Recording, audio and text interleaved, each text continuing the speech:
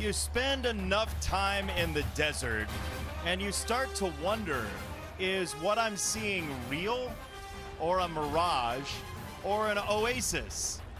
That's how Kansas State and Arizona might feel through a couple of games this mid-September as they enter Arizona Stadium. The Kansas State Wildcats, just a couple of years ago, Big 12 champions, went to Dublin. They are 1-2 and trying to find their footing.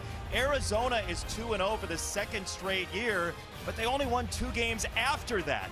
Kansas State and Arizona, a lot of questions to answer tonight.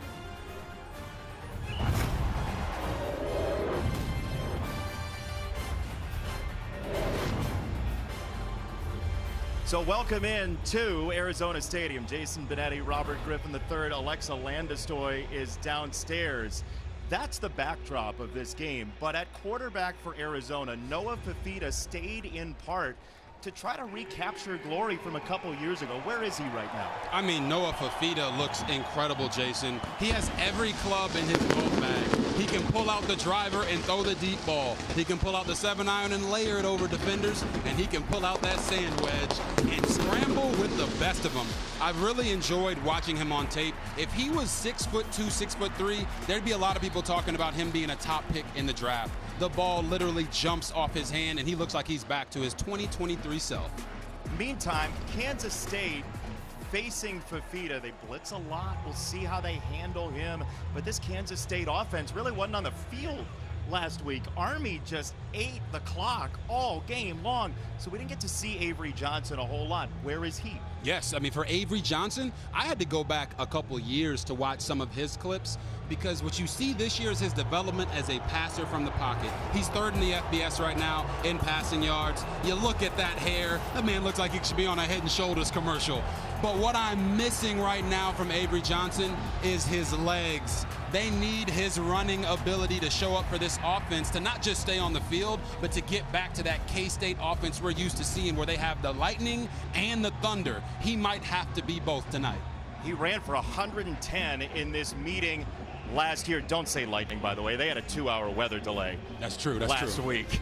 Kansas State and Arizona, 2 Big 12 teams, non-conference game. We'll tell you why later on, but a big moment in both of their seasons on a Friday night.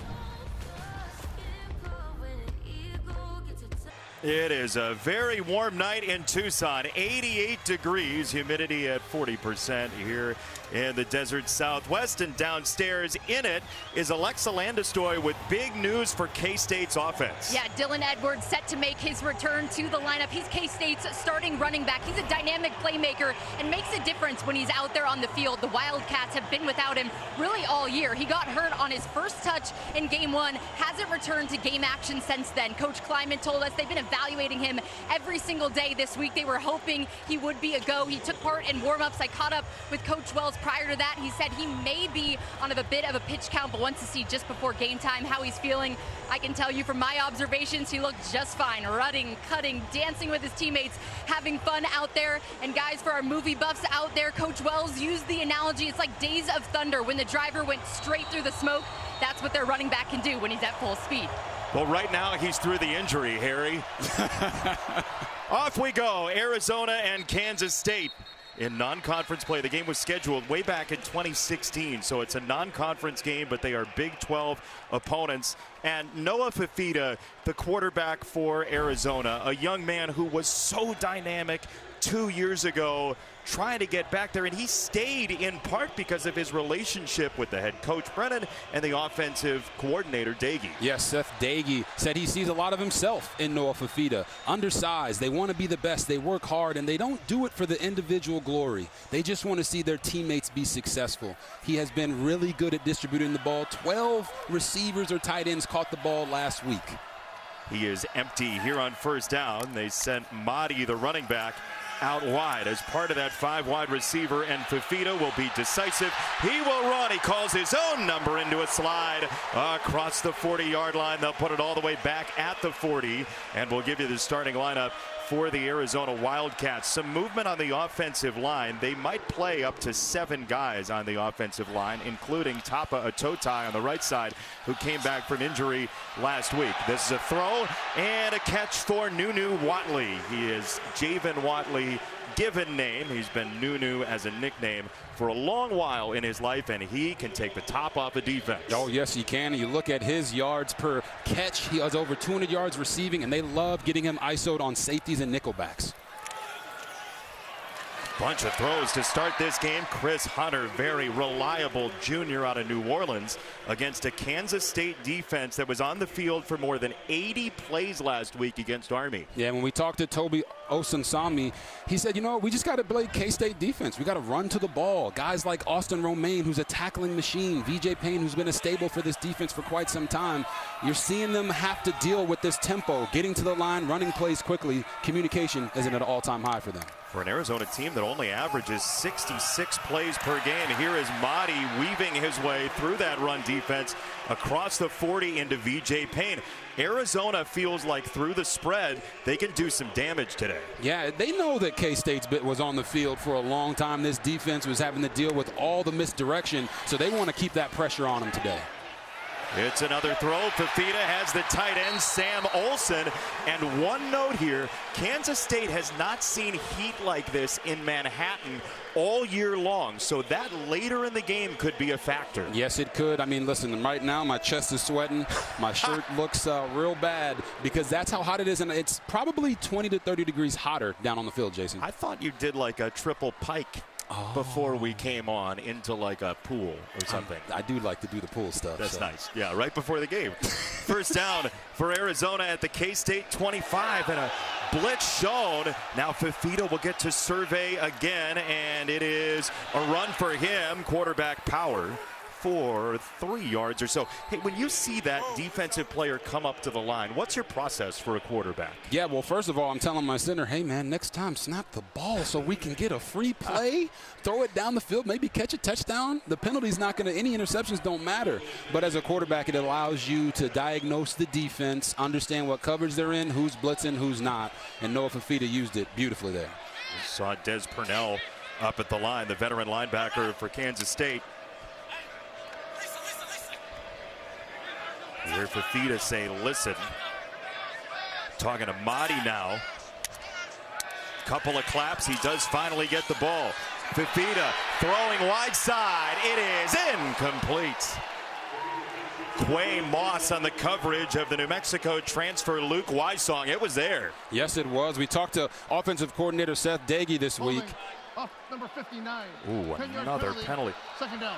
That is the 13th false start or holding penalty against Arizona in this their third game, Robert. Yeah, this offensive line has to play better. We've talked about this all week in our production meetings where, yeah, they blew the last two teams out that they played, but right here you're going to see Topa Totai, fresh off of a knee injury from last year, and that's a typical throwdown of the defensive linemen that we've seen the refs be calling consistently. They don't want to see them throwing those D linemen down and then landing on top of them. Fifita. And on the way through, that was batted. It was Alcorn Crowder who got a hand in there, and let's see what they say. The arm was moving forward. They're going to say the ball was on the ground, and it'll be third down. Yeah, you're going to see right here, is that hand going forward when he makes this throw? That is close, Jason. They're going to call it an incomplete pass. The clock was moving. I thought for sure they were going to say that was incomplete. Wysong covered it up, but the clock did move. It's a good eye by you right there to catch that. Yeah, they're going to stop play here.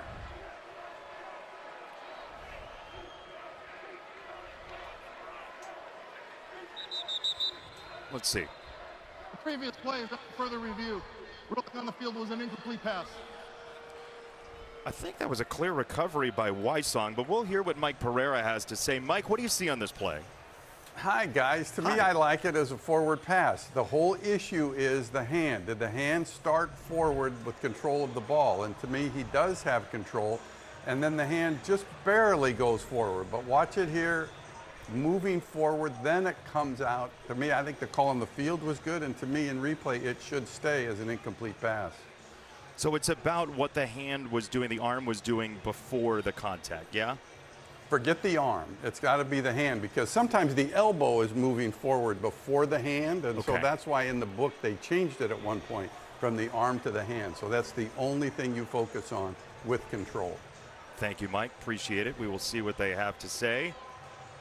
Any further questions for Mike while we have him? No, Mike, just with it being ruled an incompletion, don't they also have to go back and see what time was on the clock to make sure that the time is correct?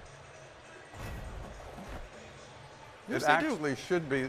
The clock should read when the ball strikes the ground. Now, you don't make the timing adjustment, though, in college to make that correction, except in the last 2 minutes of the second quarter and the fourth quarter. So there's really no correction here. Thank you, Mike. All those precious seconds mean something. That was JB. a change a couple of years ago as they tried to tighten up the game time. The ruling on the field is upheld. It's an incomplete pass. Third down. Okay, so we've just lost 15 seconds or so together, but we'll get over it. It is third down coming up, and Kansas State's defense, though Arizona was cooking here, now has a 3rd and long, and the defensive coordinator, Joe Klanderman, does like to blitz. Oh, yeah. What does he bring here on third down, do you think? 3rd and 17. I believe Joe Klanderman is going to bring what he calls a simulated blitz. So they're going to bring pressure from somewhere, drop it from somewhere else. Don't want the quarterback to be able to identify who is coming. I learned a lot about this when I played for the Baltimore Ravens. Spivey in motion. It's a throw on the screen. He's got it to Nunu Wadley, who doubles back. Wadley chased by Purnell, and he'll get strung out at the 29-yard line. That is Zayshawn Rich, who ushers him out of bounds, and a nice stop for Kansas State on a drive that looked very promising.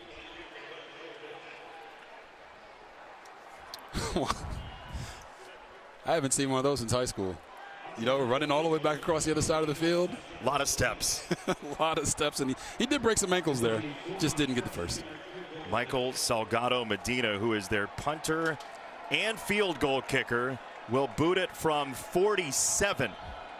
He has hit from 52 this year, and that is well wide. No good. Arizona zeroes out the opening possession. And that gives an opening to Avery Johnson and this Kansas State offense that was just off the field for another 4 minutes. They're itching to go when we come back. Fox College Football is sponsored by Verizon. It was a visit last year to the Little Apple that was 7-7 at the break, but Kansas State broke out to a 31-7 final score.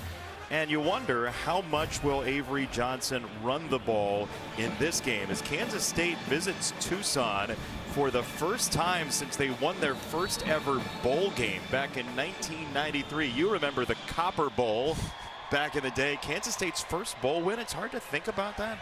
Their first bowl win was in 1993. Bill Snyder built this thing in the last 30-plus years, and now a very proud program tries to recalibrate as he drops it off. Johnson does, and Oakley is absolutely swarmed. Max Harris, the transfer, hits him after 2. What do you want to see from Avery Johnson tonight, Robert? I know we've talked about Avery Johnson running the ball. I don't want to see him force the run. I want to see him just play football. If it calls for your legs, use your legs. If it calls to throw a dime down the field to Jace Brown, throw a dime down the field. Don't make it too hard. He has been playing really well this year. Because they're 1-2, the tendency is to try to become Superman and make every single play. Make the plays that are there, young man. Is Dylan Edwards with him as well. This is a tuck and run. Here is Avery Johnson trying to carve to the 35. And that is all. Savea with the stop. Tia Savea. Edwards back. Home run threat behind this offensive line, led by Pastore, who's in his 4th career start. Yes, John Pastore. They have an amazing average of 7.1 yards a carry when they run to his left side. And who's that man right there, Jason Benetti? Dylan Edwards. Dylan Edwards. He is their lightning. They're so glad to have him back. It opens up so many things for their offense to be much more explosive. 3rd down. Martin is in as the tailback. Free runner coming. Johnson gives some ground and spikes a screen pass. He wanted Martin. It is 4th down for Kansas State. Very quick possession for the Wildcats, who didn't have the ball much last week. No, they didn't. And you're going to watch right here off the edge. We're talking about Chase Kennedy. Hey, if nobody's going to block me, I'm going to go get the quarterback. He forces him to throw the ball sooner than he wants to on the screen pass. Good job by Avery Johnson just dirting it. Sometimes you don't want to make a bad play worse. So that's a good decision on his part. He told us this week what he's learned in college football is how valuable every possession is. He keeps one there as McClannon, the punter, who's averaging under 40 per kick, and that might be kick-catch interference. We'll see. It's a pile-up. Now, if you get blocked into the returner, you're not going to have kick-catch interference. And so, let's see what we have. Whose ball is it? Jono Price trying to fight for it. Kansas State says they have it. McClannon says they have it. The entire Wildcat group in purple says they have it. And there's been no signal as yet. They're trying to unpack this pile. And there are players that are like, dude, we're still fighting for it. I don't know who's got it. You don't want to know what happens at the bottom of that pile. It is Kansas State with it. That is the long snapper, Mason Olguin, who pries it loose. Recovered by the kicking team. First down, Kansas State.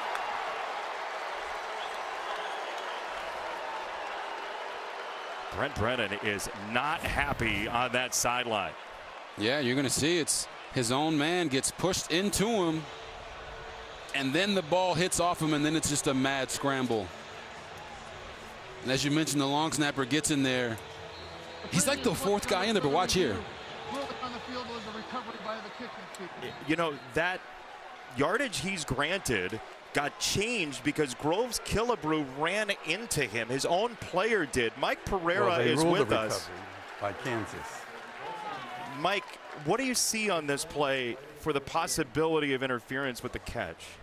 Yeah, you look at this and you think, okay, is there a halo, so to speak? And the answer is really no, unless you're directly in front of the receiver and within a yard.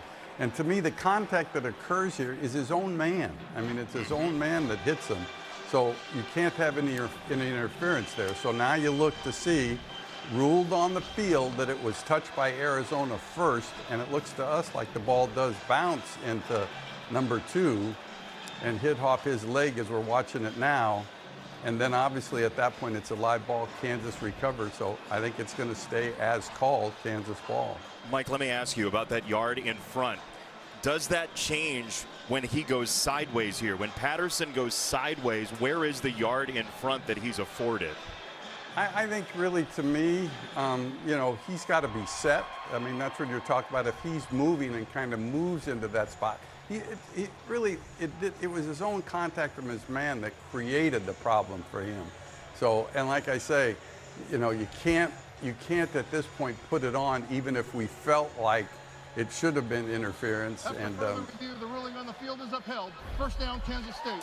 So to your point, Mike, they were reviewing the touching of the ball, not the kick-catch interference possibility. That's all they could review, because kick-catch interference is not reviewable. Awesome. Thank you, Mike. It's such an interesting rule when you have a player going sideways there. It's fascinating. It's huge for Kansas State. Oh, it is. JB, it's almost like you tell all your gunners, just go truck stick a guy. You go truck stick the own guy into his own guy, and then there's no kick-catch interference. Kansas State has a very short field. This they needed in a big way. And Brent Brennan told us this week, just yesterday, like, special teams is going to be huge in this game. And his team sees a short field on defense because of it. Dylan Edwards on the run, and he is bottled up. Malachi Bailey, the redshirt senior transfer from Alcorn State, with the hit on a loss of 2. Yeah, you talk about this for this Arizona defense. You got to be able to set the edge. Watch how they run vertical sideways, and then off the edge comes number 25 in there to make the play. When I watched the tape for Arizona, they were not great at setting the edge this year. That right there is an improvement, especially against a team that is known for running the ball in Kansas State. Avery Johnson has it tipped, and that is incomplete.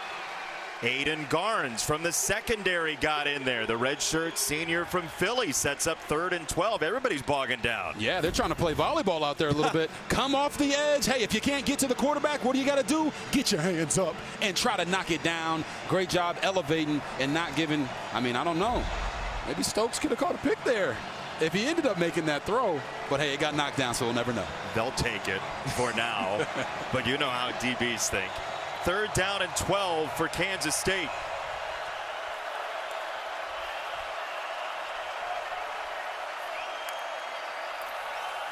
Johnson is hit, and he is dropped. Trayden Stukes was shot out of a cannon.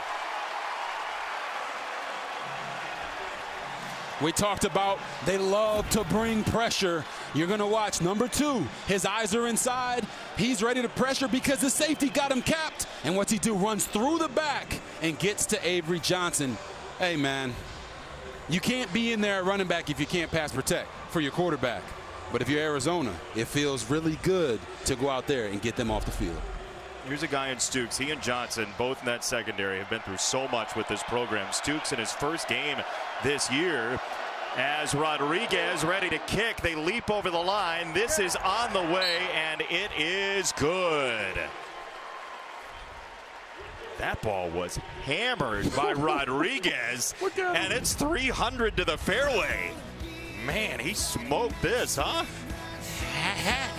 Huh.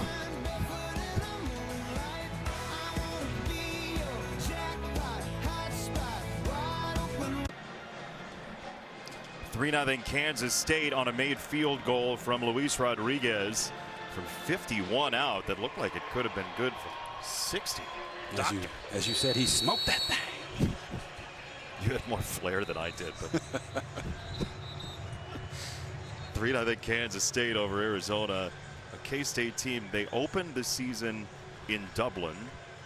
Close loss to Iowa State. Their last 4 games, dating back to last year's bowl game, have been decided by exactly this: 3 points. They have lived in 3-point games. 3-point purgatory for Kansas State, and they're right back there. This is through the end zone. All right, Three's Keys. What you got for us? Yes, this week for K-State, they got to start pushing P. That means push the run button for Avery Johnson. Get him out there. Let him use his legs to create plays for you. For Arizona, they got to bear down, paying homage to their saying. They got to bite down on the mouthpieces as an offensive line. They haven't played well. They got to eliminate the penalties and protect their quarterback. And overall for both, no pressure, no diamonds. Both of these defensive coordinators love to bring pressure. If you cannot handle that, you can't get the diamond of winning the game. You went music, literature, and slogan. Got to diversify your bonds, baby. Yeah, we were all 80s movies last week. I like this. A wider portfolio. Arizona football. Here is Mahdi on the run. Into the secondary. There he goes. Ismail Mahdi down the sideline. Maldonado, the former Arizona Wildcat, saved a touchdown, but it's 60 yards. Woo-wee. They're going to bring the tight end around and up and through the middle, and watch how this offensive line washes K-State to get that hole for Israel Mahdi. And then guess what? He puts on the afterburners. Oh, just missed getting there. A former Arizona Wildcat. There's one on each side. Spivey, Maldonado, expats from both of these teams on the other side today. They'll ride it, hand it to Mahdi, and he's up the left alley again, down to the 10-yard line with VJ Payne, the safety. Arizona's moved the ball in this game so far. Yeah, they have, and you look at that right there. We just went through the key of bear down. This offensive line didn't get a ton of push against Weber State and Hawaii, but now against K-State, they're claiming the fact that they can own this line of scrimmage. The question is, can both of these teams score touchdowns in the red zone? There are 13 red zone drives so far for Arizona, but they're like right around 58% in scoring touchdowns. Yeah, it's really been the Achilles heel of both of these teams. You know, for K-State, you talked about them living in 3-point purgatory. You know, first they go from having to deal with heavy personnel against Iowa State, then misdirection against North Dakota, then they're dealing with the damn wishbone against Army. Now they got the up-tempo offense against Arizona. These guys are really going through the ringer. That's approximately exactly how they feel. Mahdi off the spin. Oh, second effort. What a run. Toughness in a huge way. First and goal. Boy, that's what Brent Brennan wants from his team, toughness. They are loving this split zone, bringing these guys across the formation, allowing Israel Mahdi to make his reads. Look how cluttered it is in there. That's the kind of patience you have to have. Keep your feet active and drive them, young brother. Oh, he did, and he knows it. First and goal for Arizona, trying to punch it in. Wesley Yarborough, the freshman, is in at tailback. First and goal, couple of claps. Fifita on the roll. There's another marker in. He'll throw for the end zone and a touchdown for now to Sam Olsen. We'll see if it stands. It won't. Number 59. 10-yard penalty, first down. That's two on Tapa Atotai. Tapa Atotai looks like a rhino in a bull shop right here. I want you guys to watch him right here off the edge. He's going to hit a nice little 45-degree, try to jump set him. Look at the arm around the neck. That's not legal anywhere. Oh, my goodness. He just hit him with a rock bottom. He did. He did. People's elbows coming, too. It is. Maybe a leg drop. I mean, you got to do what you got to do to protect your quarterback. I love the aggressiveness. I love the tenacity. But you got to do it within the rules, big fella. Holding penalties have been a major issue for Arizona so far this year. First and goal from the 15. It's a fake pitch. It's Fifita dancing back to his left. Oh, what a play! Sleight of hand! Magic from Fifita! Ooh-wee!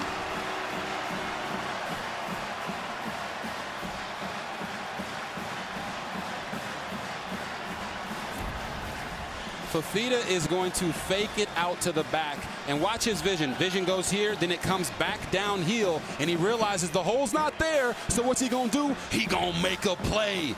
Noah found his arc and put the foot in the ground and made that man roll. 85 yards on the ground. I mean, look, he said to us last year, we talked to him briefly, he was like, I think of myself as a point guard. He just went full Mike Bibby right there, breaking ankles into the end zone. It's Mahdi who got him in range. And then Noah Fifita, one-man show. Took him to the promised land right there.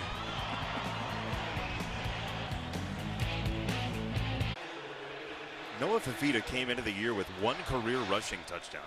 He's got two already in 3 games. And there's another dimension here. There's a Z-axis that he's created that is trouble for defenses. Yes, there is. And when I watched him on tape, you always would see him scramble to keep his eyes on the field and throw the football. But I knew there was something inside of him, and we're seeing a little bit more, a little Russell Wilson-esque type of movement from him. Let's see if he can keep it going for the rest of the night. They're going to blow this dead. It is all the way through the end zone by a mile. Start your Saturday strong with Big Noon. New era quarterback Dante Moore, who had that whole year to get ready for this, has number 4 Oregon in the north suburbs of Chicago. Their first Big Ten matchup, they'll take on Northwestern, 10 Eastern, live from Evanston with the Big Noon kickoff crew. Then Oregon, Northwestern, only on Fox. That's a scary bunch right now of Ducks. But what about what Dan Lanning and those Ducks did to Gundy in Oklahoma State last week? We shouldn't even mention it. Yeah. Yikes. From the 25, Edwards is in as a wide receiver. They'll snap it off to a tight end. It's Garrett Oakley. A very crowded tight end room for Kansas State, and they'll add one today. Lincoln Cure, the freshman, expected to play for the first time, some substantial snaps, and there he is over split out wide. He is a 5-star recruit that they have very high hopes for. Very high hopes for, because they know that he can be a mismatch on the outside, using him to actually dictate coverage right now. Edwards on a delay. He breaks a tackle. Edwards has a run to the 40-yard line. Dylan Edwards, the junior from the state of Kansas, transferred from Colorado, his first action this year. Just such a cool concept. They're going to bring him inside, hand it off to him, and then bring the counter back. Watch, you bring the tight end through. Now he breaks a tackle, and that's what they've been missing this year. Their running backs have not been able to break tackles, make the first guy miss, and turn a 4-yard run into an 8-yard run. Nice job right there by Dylan Edwards. You think of what they've had in the past. Deuce Vaughn, DJ Giddens, Here's Edwards around the corner again. But you see the difference in speed and agility, right? It pops for you. Yeah, they get spoiled. You get spoiled when you have Deuce Vaughn, even back to Darren Sproles, right? DJ Giddens, these guys, you block a play for about 6 yards, they can take it to the house. Dylan Edwards, they said, has a 4th gear. Not a 3rd gear, guys. OC Matt Wells told us he has a 4th gear and can floor it. I'm like, man, 4 gears. Sounds like my Nissan GTR. Auto enthusiast Robert Griffin III here on Friday night. 2nd down and 6. Avery Johnson, Lalesio bearing down on him. This throw is to Swanson, another one of the tight ends, and he is wrestled down 2 yards short of the line to gain by Tay Brown, who played basically every position in practice this week getting ready for this game. Yeah, when you're having to go up against an offense where you don't know what you're really going to get, because we're used to seeing K-State in 3, 4, maybe even 5 tight end sets, 15 personnel. Now they're mixing it up, throwing the football around, and I actually loved what I saw right there from Avery Johnson. Full progression with his eyes, right to left. That's what you want to see from a quarterback who's trying to show you he can play in the NFL. He'll roll here and throw it. He's got it to Oakley. It's a 1st down just across the 50-yard line. Simple play, right? You got 3rd and short. You want to bring this guy underneath across the backside side of the formation because you've been doing that in the run game. And then you sneak him out. You can see right there, tight end down the field was wide open, but you can't go broke taking a profit. Get the 1st down, stay on the field, give your defense some rest. Especially after what they went through last week. Seeing the ball for only 3 minutes in that 2nd half as Price, the tailback, is in, the freshman. And he'll run it for a handful down to the 45. If you watch that Army-Kansas State tape and you've never seen football before, you might think that one team's just supposed to have the ball the entire game. It was a 13-point lead, but Army had the ball for more than 40 minutes. And Avery Johnson said to us, he was like, it's kind of awkward on the sideline. Like, you're trying to get everybody pumped up, but it's hard to. It's almost like a rain delay or a lightning delay. You got to warm up about 4 or 5 times before you go back out there. 2nd and 6. Johnson on a line drive, and he has it to Jerron Tibbs. And they're going to say it's very close and move the sticks. Speaking of that, the lightning delay thing, Arizona had one last week right at the time Kansas State was playing. So the Arizona coaches went into their offices and watched Kansas State Army while their game was delayed. So they got some advanced scouting during the game. Well, I'm sure they didn't expect Kansas State to come out and try to just nickel and dime the ball down the field, but that's exactly what OC Matt Wells has them doing right now. Johnson, he loads up down the middle of the field. This is it, or no, it's incomplete. Genesis Smith had it for a moment. He tried to pull it in, and it sprung free from his grasp as he hit the ground. Oh, my goodness. What a play by Genesis Smith. You're going to see the end right here. He's tracking the ball like a wideout. Almost comes up with the one-handed, two-handed catch. Whoo, look at that. I can't even say that's why he plays DB, because if he would have made this play, it'd be on SportsCenter Top 10 something. 2nd down. Here's a handoff for Edwards, and he's not going anywhere. The D-line for Arizona has played pretty well so far through 1 quarter. Yeah, I've honestly been shocked, because when you watch the tape, they do a lot of stunts and moves because of maybe they're not as stout up front, but those stunts and games are giving this Kansas State offense extreme problems. Whether it's in the pass game, they're getting free rushers, whether it's in the run game where they're getting penetration. That's exactly what you want to see from Danny Gonzalez. I know he's happy with what he's seen from his defensive line so far.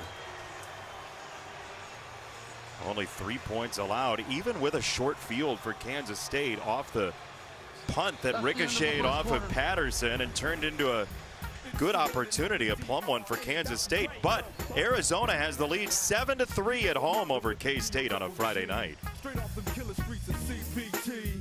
King of the beach, you ride to him in your fleet. Well, Coach, you guys told us this week the first real test for your group here tonight. How have you liked their start? Well, I think it's been an awesome game. It's been back and forth, you know, two teams fighting their tails off, making plays, and I'm excited about where we're at. We got to get a big stop here. How about Fifita using his legs, getting in the back of the end zone? Do you want to see more of that from him tonight? Well, I think anything Noah Fifita does gives us a chance, and so if he's running it or throwing it, we love it. He's a great player. He's a great kid. He's a great leader for our team. So we're excited. We're ready to play. Coach, appreciate the time. Thanks. Yeah, bear down. His defense has a third down to deal with. They're top 25 in the country on third down through a couple of weeks. And this is a run for Kansas State and a huge hit. Max Harris just absolutely eviscerated J.B. Price. Oh, my Lord. Max Harris playing in that spot where he's off the screen right now. So as you watch this play go, he's playing in the spot where he's got to play the pass and the run, and watch him feel. Bow! Good. God almighty. What a hit right there. That run suggested they were going to go for it, Robert. They are. 4th down and 10. Avery Johnson, more pressure. He doubles away from it, all the way back at midfield. Still being chased. He'll heave it to the sideline, incomplete. Chase Kennedy lived up to his name in a major way, just Velcroed to Avery Johnson. And Benetti, this is exactly why you never give up on a play. Chase Kennedy is right here off the edge. He's going to get shook. You see the coverage on the back end? Everybody is covered because they're scrambling away. Nowhere for the quarterback to go. They dropped extra guys in the defense. Chase Kennedy gets his ankles broken in the back, and he ends up being the one that continues to apply the pressure and makes Avery Johnson have to throw this ball away. Hey, that's a masterclass. We call it plaster in the scramble, Joe. Plaster to your guy. Oh, my goodness. You can see the coaches are absolutely loving it. Danny Gonzalez, their defensive coordinator, high energy guy, absolutely thrilled as McKnight was there along with Kennedy, and Arizona has it. Fifita with Mahdi in his lap launches down the field. That is incomplete. Really nice coverage by VJ Payne on Nunu Watley, the big play threat transfer from Chattanooga. He had the tailback Mahdi right in his pocket, Robert. Yeah, they run these slot fades, right? You're going to press up on the DB, eat up his cushion, and then break a little bit to the outside. But he's all over that, and if you're Noah Fifita, give your guy a chance. Leave the ball in bounds right there. VJ Payne was all over it. He knew what was coming. Fifita short set. He'll go this way. It's a little high, and Nunu Watley makes the catch and gets dumped by Fair. Third down. You know, Seth Doege, the offensive coordinator for Arizona, talked about the deep ball as a rhythm ball for Noah Fifita and how important it is for him to put on tape that he can do that, because there are some questions about that. There was a knock on Noah Fifita that he couldn't throw the deep ball, but throwing the deep ball isn't just lining up and saying, I want to throw the go ball. There's a process to get to that. Your feet, repping the timing, repping the throws in practice, and they got it to where he is settled and understands what it takes now. He's no longer skipping the process. He's dedicated to it.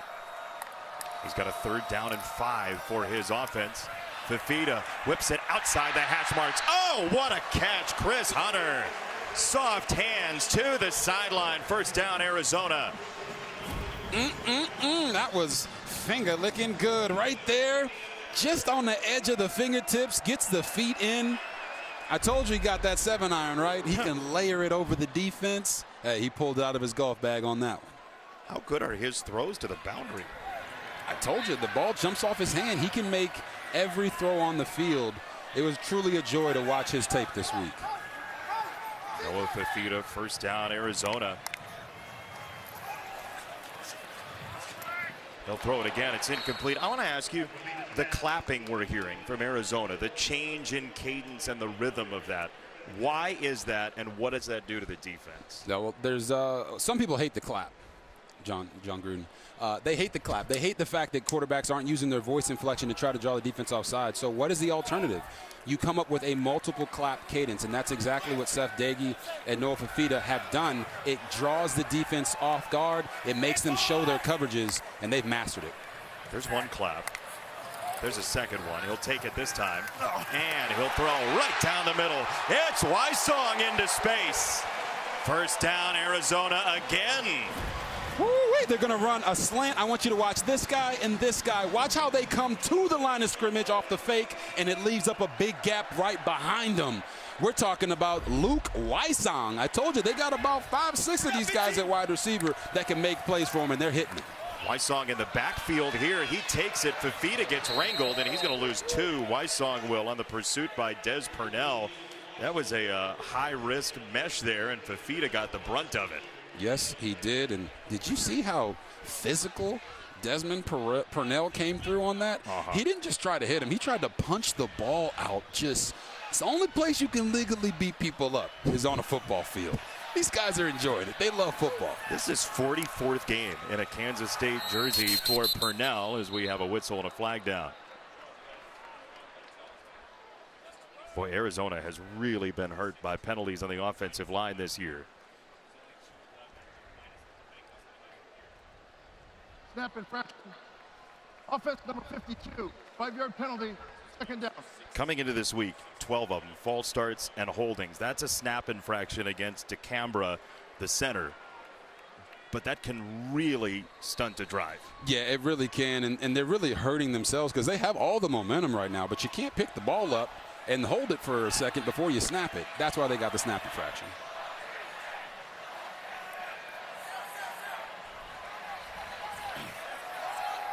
See Spivey, the former Kansas State player, at the bottom of the screen, matched up with Rich. Fifita scanning and rolling. Fifita chucks it for the sideline and wanted for Chris Hunter. It is off his hands, incomplete. Third down coming up. Hunter's not happy with himself. Yeah, Chris Hunter is a guy that Noah Fifita really trusts. So when he makes this throw on the sideline, booting to it, this is simple. He just made the really difficult catch over his shoulder with the fingertips. So when you get one that's right on your face, we call that a face ball. You got to make that catch, man. That's super easy. Look it in and try to go turn it up and try to score. Highly reliable fourth-year Arizona Wildcat. Could not haul that in. Would have been third down and 4 or so. Instead, it's 3rd and 16, and it's Mahdi getting a bunch of it to set up a short field goal if they want to. But remember, Salgado Medina's first kick was well wide, and it looks like they're going to go. Kansas State has allowed 9 for 10 on 4th down this year. K-State's been burned on 4th down for the balance of the season, including most of that by Army last week. It's the danger of playing soft cushions on 3rd down now in college football. If you give them a 4th and 5 or 6 or less, teams are going for it at an extremely alarming rate. More than we've seen maybe ever. They're going to go ahead and call the timeout. You know, the thing about that is if you draw them offside, it ends up being 4th and 1. Maybe you think about it. They didn't get the chance to do that. They'll use the timeout, and likely a field goal coming for Arizona when we return to Tucson.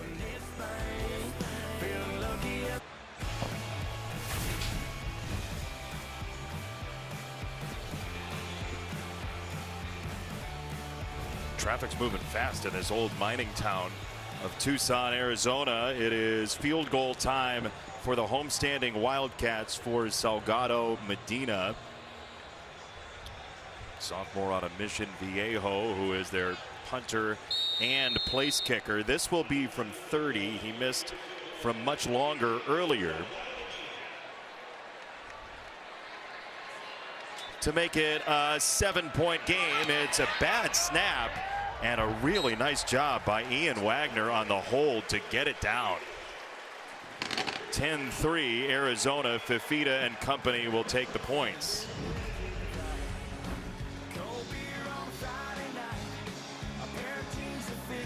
Got the job done.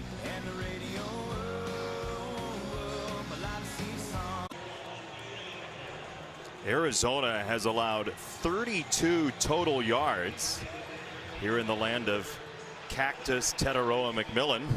What a Halloween costume that is. Wow. There in the crowd. Very nice. Celebrating both the land and the former wide receiver all at once. It's nice. like the way you piece that together, Jason. Ready to boot it away to Kansas State. Danny Gonzalez's defense has been great so far today. He doesn't love pregame warm-up, so he tries to use it as productively as possible, then get the guys back into the locker room. What he likes to do, because he very much is an aggressive play caller defensively, is hit a lot of tackling dummies. This is pregame. Chuck Cecil, former safety, leading into this. I'm not going to lie, Jason. This looks like a lot of fun. If we end up coming back here, you going to do it with me? So the invitation's open. The invitation's open. But I don't know that the waiver can really cover everything that could happen to me, so I'm going to leave it to you. I got you. How about Chuck Cecil? He can still hit people. Did you see him accelerate right there? Man. Martin on the run for Kansas State, trying to get untracked, and the play is over. Tay Brown with the hit. Second down coming up. Boy, first 3 possessions for Kansas State. A little bit of backward into the field goal. They turned it over on downs after 11. And they didn't even capitalize off of the fumbled catch on the muffed catch on the punt. They actually got negative yardage on that and turned it into a field goal. So they still haven't gotten things started. I would love to see them go and move to the empty formation, spread things out like they are right here, to allow Avery Johnson to start getting some lanes and making plays with his legs. They run the second most empty in the FBS, and down he goes. Pursuit from Genesis Smith there. It is third down. It's a loss of 4. And here's the thing. He was going to get outside and get the edge. If he didn't fall down, they bring the back here, run him outside as a lead blocker. Avery Johnson's going to fake it to him as he's making his read, and he's going to follow right through that gap. And he just trips over his own feet. It does feel like right now Kansas State just can't get out of their own way. It's been all year so far for K-State. On the roll, Johnson looking upfield, takes a big lick as he throws it, and this is incomplete into traffic. Tibbs was the intended target. Avery Johnson got clobbered on the throw by Garnes. Oh my, watch how he gets hit right here. He sets up to throw. He sees it clearly, but he doesn't see the man that's coming to hit him from behind. And then right here, if you're Tibbs, you gotta make that play. You're down 10-3. You're one of the best receivers on this team. The ball hits you in the hands. Got to have that contact balance as a wide receiver and come down with that. That's what K-State needs right now, Jason. They need one person to make a play for him. Very frustrated look on his face as he got up, as Patterson is back to receive a boomer from McClannon. Room to roam, and down he goes across the 25-yard line. It's a 56-yard punt for McClannon, his best of the year. That's good news for K-State, but it's really the only good news so far.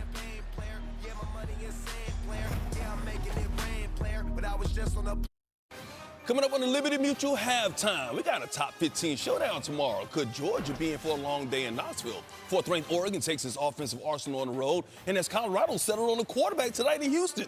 Jason Robert, you know they got 3, but right now, we're going to send it back to you, too. See you soon.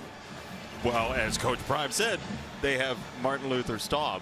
Martin Luther Staub, that's a bar.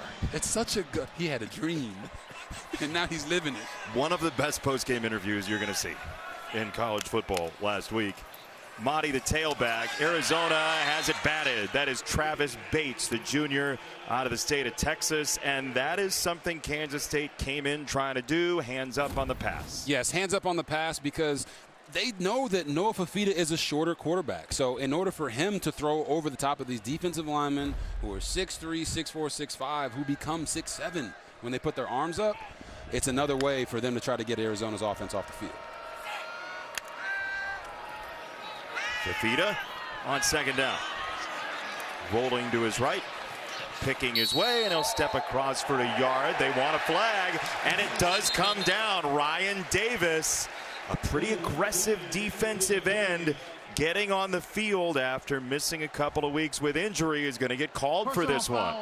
Late hit out of bounds. Defense number 52.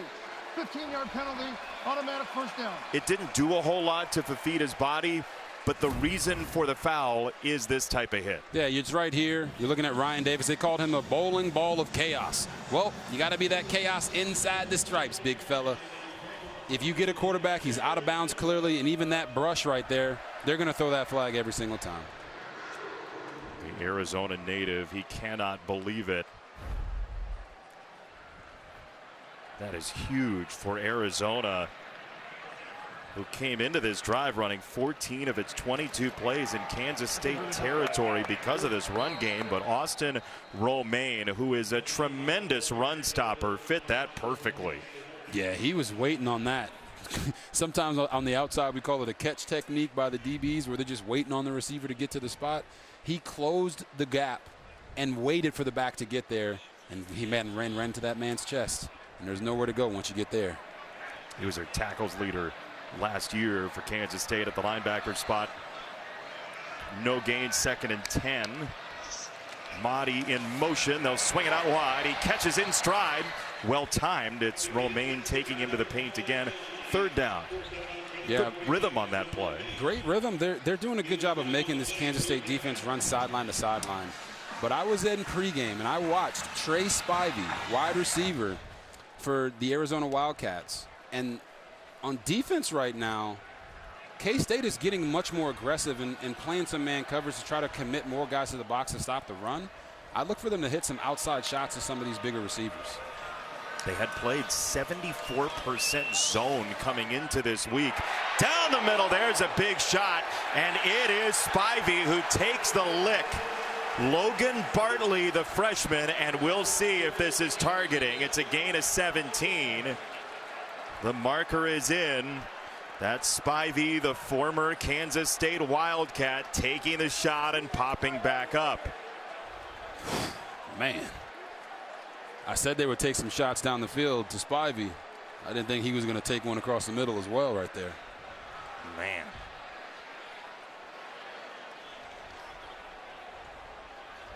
They're checking Spivey over on the sideline.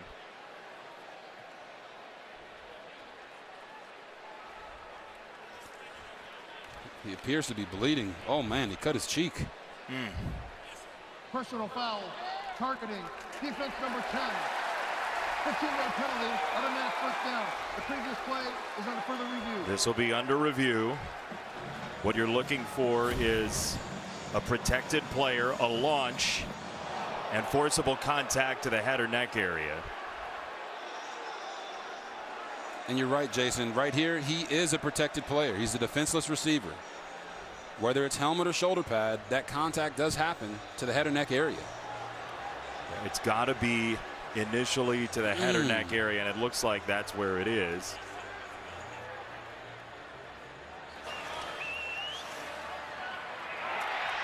So it's targeting on the field. He lost it looked like his mouth guard popped out on the hit by Bartley. Mike, targeting or no targeting here? Remember now, let's forget what's called on the field. When it goes to replay, now they have to officiate the whole play. They have to find the indicator. And then they have to find, on a defenseless player here, contact to the head or neck area. And it's either with just the helmet, shoulder. The ruling on the field of targeting is upheld. Number 10 is disqualified for the remainder of the game. That's a 15-yard penalty, automatic 1st down.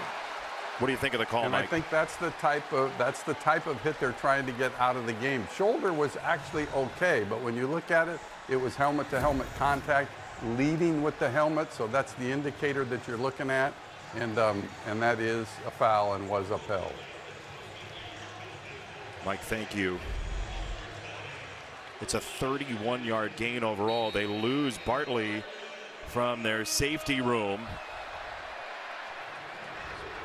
Spivey is walking down the tunnel, and he'll get checked on.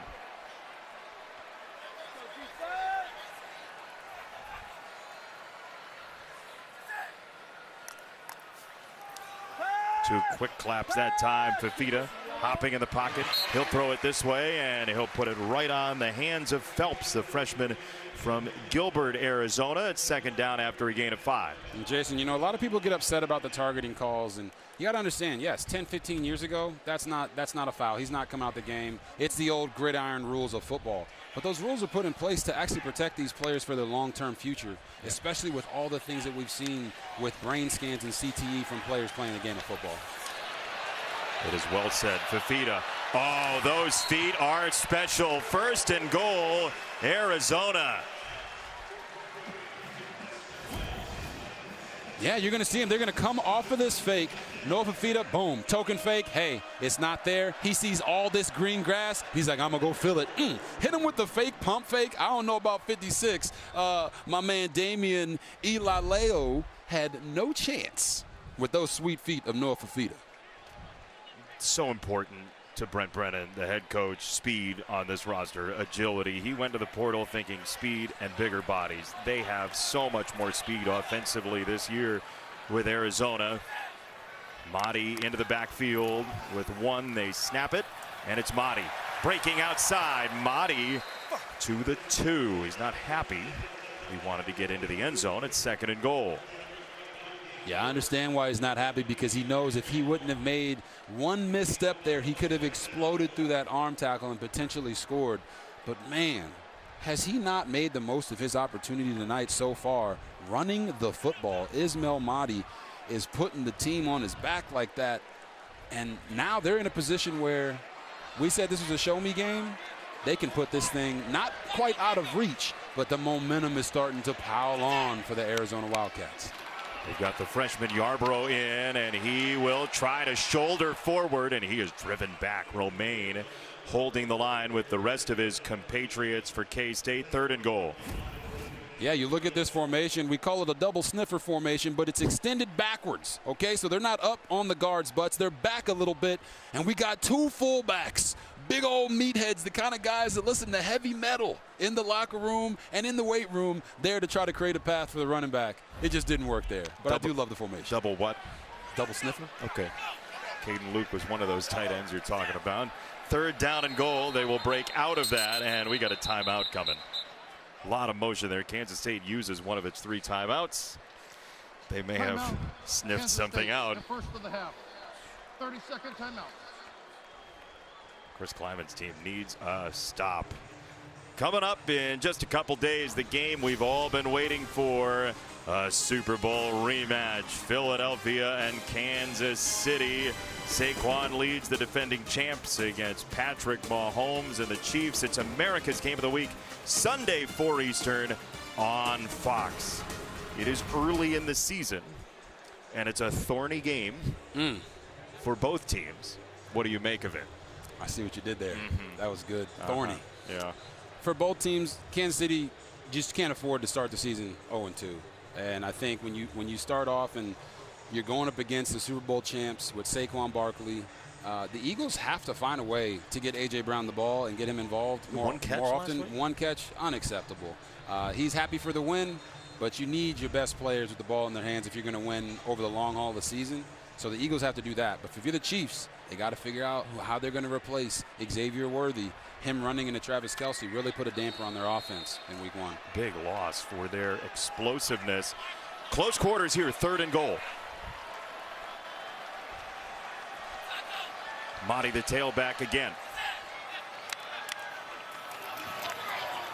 Fifita charging toward the goal line. He stuck the ball out. Purnell got in front of him, and it's 4th and goal. And if this is about toughness, you'd have to imagine Arizona's going for this. Oh, 100%. They get right back into the double sniffer formation that we talked about before with the 2 tight ends back. Noah Fifita might be about 5'9", but he was playing like he was a big back right there, putting the shoulder down a little bit. Let's see if he got that ball over the goal line when he puts it out. Oh, looked like he might have got that ball out. Yeah, replay is going to take a longer look at it. From my angle, JB, it looked like that ball broke the plane. You're going to see. He puts the shoulder down, is driving his legs. And when he puts the ball out right there, it looks like a touchdown to me. Before he gets knocked out by the K-State defender, if we roll that back right there, that ball has broken the plane. So the question is that we'll ask Mike Pereira before Powers punched it out. The question is this close, tight enough to the goal line to decide and not have it be an optical illusion? Mike, what do you see here?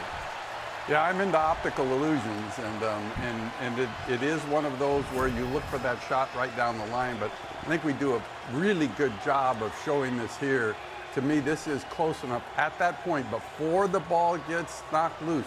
Remember, the tip just has to break the plane. And so if it was me in replay, I think I would make it a touchdown. What a smart heads-up play by Noah Fifita. Sticking the ball out, and all you need is to get part of that football, just a tip to cross that line. It's a touchdown. But does replay believe the angle is true enough? It looks to me, I'm with you guys, it looks to me like it is straight down the line. And that's what you need to have it be decisive. And again, the call on the field is that it is short. So you'd need clear and convincing proof that you can overturn it. Let's see. After further review, the runner had the ball in possession and it broke the plane of the goal line for a touchdown. Touchdown, Arizona. Noah Fifita again. And the Wildcats from Tucson are feeling it right now. Great call by you and Mike Pereira. Well shot by our crew as well. Just like that arrow that Noah Fifita just put on the bullseye. Shout out to the crew, because we don't get that shot and we don't get that breakdown if they don't get it. Mikey P's always on top of it. We know that. But Noah Fifita, I said it in the beginning of the broadcast, coming into this game, watching his tape, he can do it all. And so far in the first half, he's showing that. Great job by Cam downstairs with that shot. Our cameraman, fantastic work. Noah Fifita and the Arizona Wildcats trying to get to 3-0 on the money.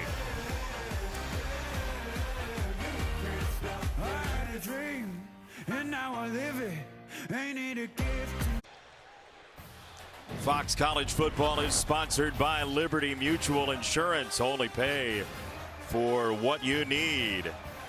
2 rushing touchdowns for Noah Fifita. When he was young, his parents gave him a brother. When that brother was being born, they didn't want Noah to get jealous of the new kid in the family, so they said, you can name your brother. So he decided, because he was a big fan of The Incredibles, he decided on Dash. Dash is currently a class of 26 player at Santa Margarita Catholic, and is going to be a football player in college as well as the plan. But I got to tell you, Noah's got a little dash in him. He does. He's paying homage to the brother that he named. Only you, Jason, would find out that information. Well, we were talking to him, and he's like, yeah, I picked the name. I don't know if my parents were going to go for it, but when he was born, as the story goes, Dash tried to get off the table right as he was being born, and the doctor was like, you know what? Dash might be right. That is amazing. Awesome. These are the stories we love to tell about these guys, man. First down for Kansas State. Need a score here. This is Price bullying his way across the 35. It's a gain of 12. They have 2 timeouts left and 3.5 to play with. And you see J.B. Price right there bowling down the middle of the field. But it makes me wonder, what's up with Dylan Edwards? We haven't seen him in a couple possessions. Maybe Alexa can let us know what's going on with him on the sideline. There was some question about a pitch count against Danny Gonzalez's defense. They didn't know whether or not he was going to play, but they prepared for him playing. It's Price again on first down as the tailback. And they'll give it to him. He'll try to cut up field, and he gets clotheslined by Genesis Smith. He'll be your sledgehammer, and it's second down. Right now, Danny Gonzalez in this Arizona defense, they are playing a ton of man coverage on the outside, daring Avery Johnson to utilize his receivers in Jerron Tibbs and Jace Brown. At some point, they are going to have to try to push the ball down the field and win those one-on-one matchups on the outside. 1 catch for a Kansas State wide receiver to this point. There's Brown in motion. They do try to free him up. He'll look that direction. It's a long throw. Brown in space is wrestled down by Gavin Hunter, who grabbed him by the ear holes and ripped him to the ground, a loss of 4.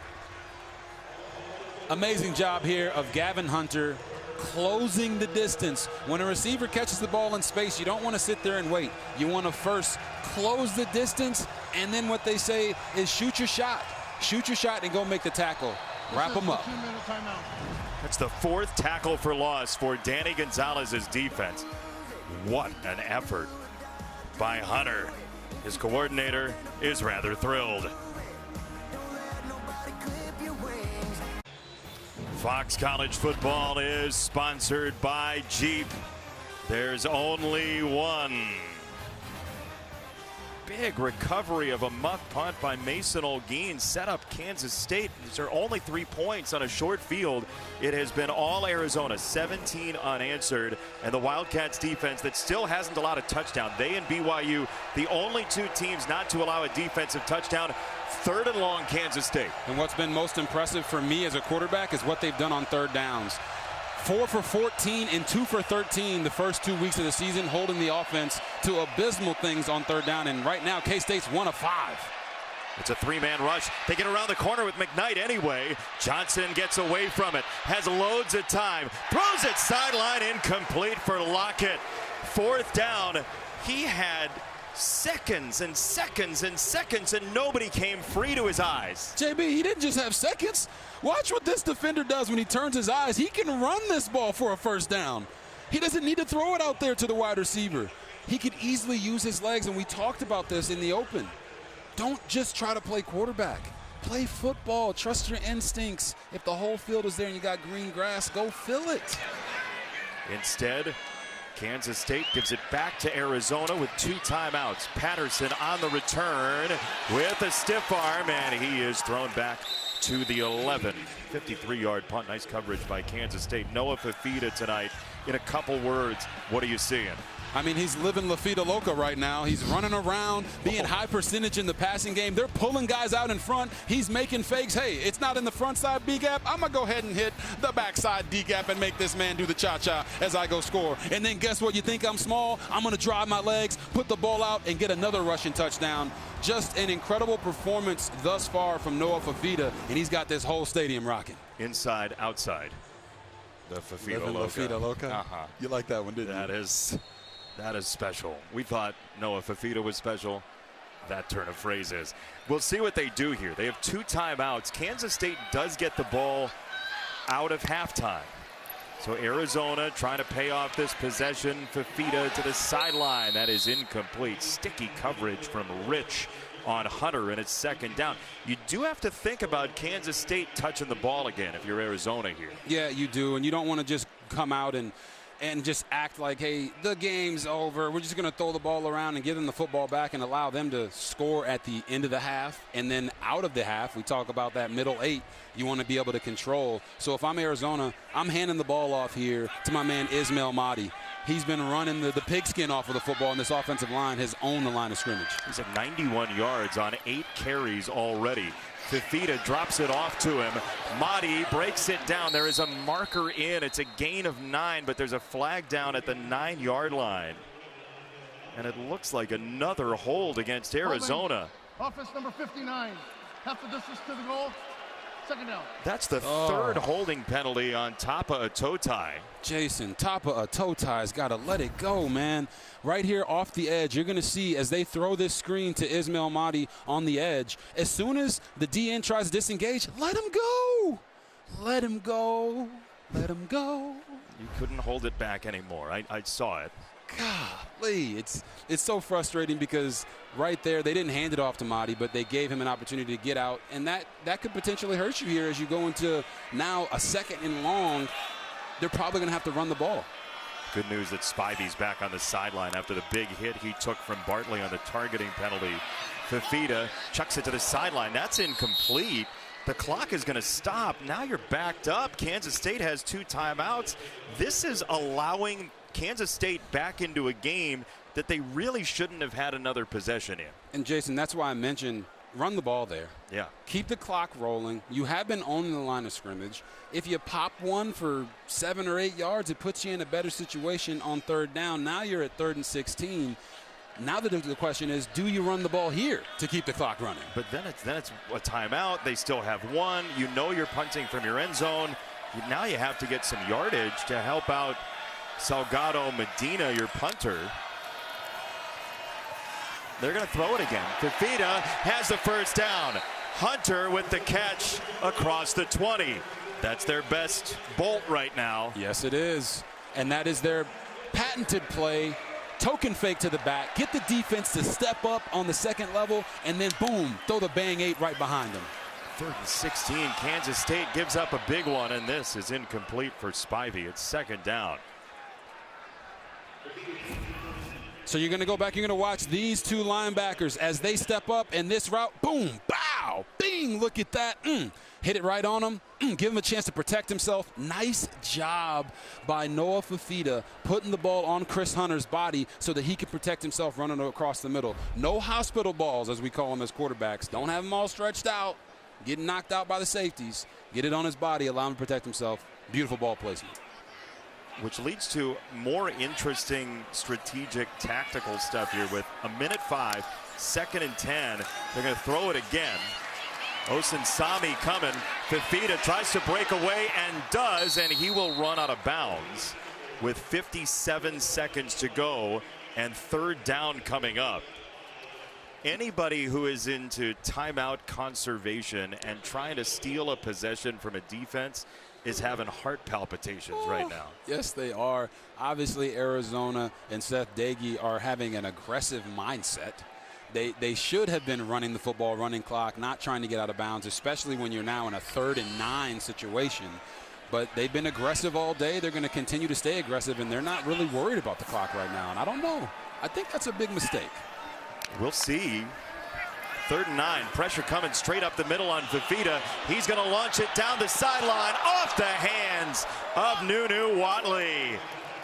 He had a step on Quay Moss. It is 4th down. Same route that he's caught 2 touchdown passes on last week alone. A lot of hand fighting going on, but they're both doing it, so that's fair game. You got to make that play, Nunu Watley. Watch it, right off the fingertips. That close. Now all of your game situation things that we've been talking about, Jason, really comes into play here with 50 seconds left before the half. With Kansas State getting the ball out of halftime, it's got to be a good punt. Salgado Medina does get it away. And this will be touched by Kansas State and Lockett. And Arizona has it. This has been a totally ridiculous final 2 minutes of the first half. Oh my, oh my. Sterling Lockett, you're going to watch him here. He's trying to get as much of this as he can, but he misjudges it. And it goes right through his hands. And Johnson on the recovery. Johnny on the spot. Oh, I know Sterling Lockett's brother, Tyler Lockett, one of the most underrated receivers in NFL history, is throwing stuff around the house right now. His dad played in that Copper Bowl, their first ever bowl win in Tucson, and now the turnover sword is just puncturing footballs. Oh.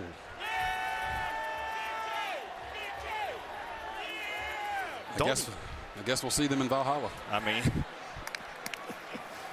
great Odin's Raven, as a famous anchorman once said. Here is Fifita on the throw, and that is going to be incomplete. Alexa, college football's most famous kebab just came out. What do you have? I know, I love it. It's the turnover sword, and defensive coordinator Coach Gonzalez told us every player that records that turnover also gets a mini sword that they get to take home with them. It's engraved with their name, the play that they made, so a little memento that they can keep with them. A little spear or kebab, whatever you want to call it, JB. Wow. Dalton Johnson, who was a Kevin Sumlin recruit, right? He's been through coaching change after coaching change. A big moment for him with that cactus sword. Line drive throw, incomplete, off the hands of Hunter.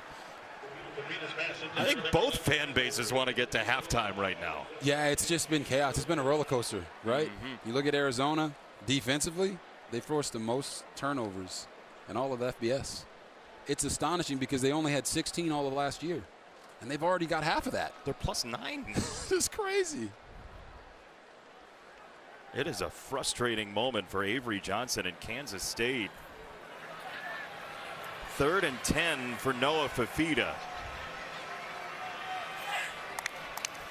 Davis up at the line. He runs laterally to go with the back and cleared out. Fifita saw that, but Daniel Cobbs closed the door. It was going to be there for Fifita, but Cobbs from behind makes the stop. Now you're going to try this would be like a 61-yard field goal. You could call timeout, and it's almost a no-lose proposition. Now, any fans of the Iron Bowl will say, like, there's no-lose on a kick. Timeout. We'll come back in 30 seconds and see what the finale of this wild show is. Noah Fifita wanted more on that run right before a fourth down here. We're going to add 1 second. There it is, 3 seconds. And this would be in the range of a 60-yard field goal for Salgado Medina. He missed from 47. They're going to call it 62, it looks like. We'll see. Jason, when we were on the field in pregame, the wind was actually kicking up pretty good going in this direction the way that he's kicking. It looks like it's a little died down right now, but look for this kick to be low, more of a low line drive because it's such a far kick. He made from 61 in practice the other day. This is for a 3-score lead at halftime with Kansas State getting the ball out of the break. Remember, Salerno's last snap was not very good on a field goal try. Wagner will put it down. He spins it around. Salgado Medina on the way, and it's sliced on him. It's no good. Well, here we go to a much-needed break for both teams. Arizona tried to punch it in, bogged down, but Kansas State's offense has its fewest yards in the first half, and we're still digging, but it's at least 10 years. Studio, Mike Hill, Chris Peterson, Bruce Feldman, Liberty Mutual Insurance Friday halftime show right now. Yeah, Arizona looking good, trying to go to 3-0 for the first time since 2015, up 17-3 at the half.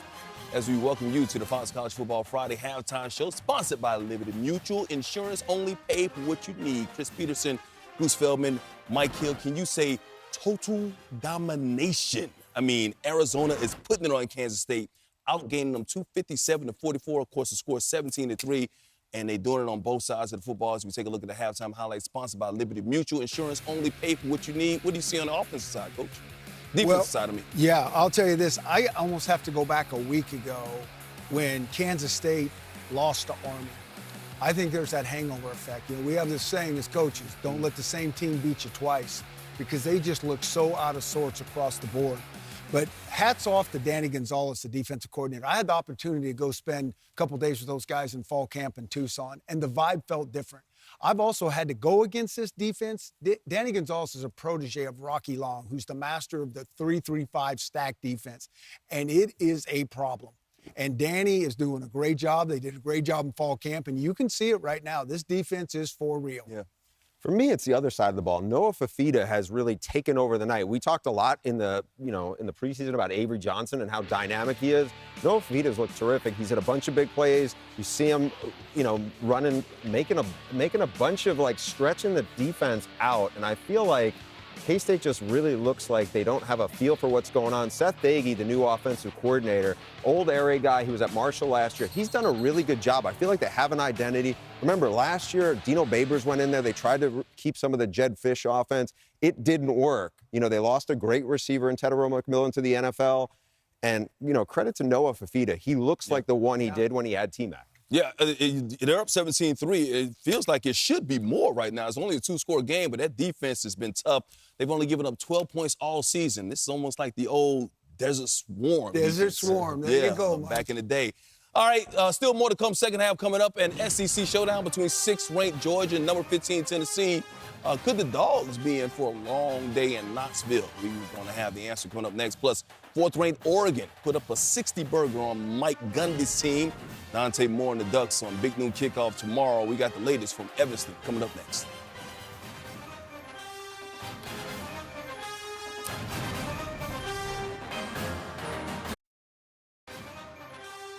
Welcome back to the Fox College Football Friday Halftime Show, sponsored by Liberty Mutual Insurance. Only pay for what you need.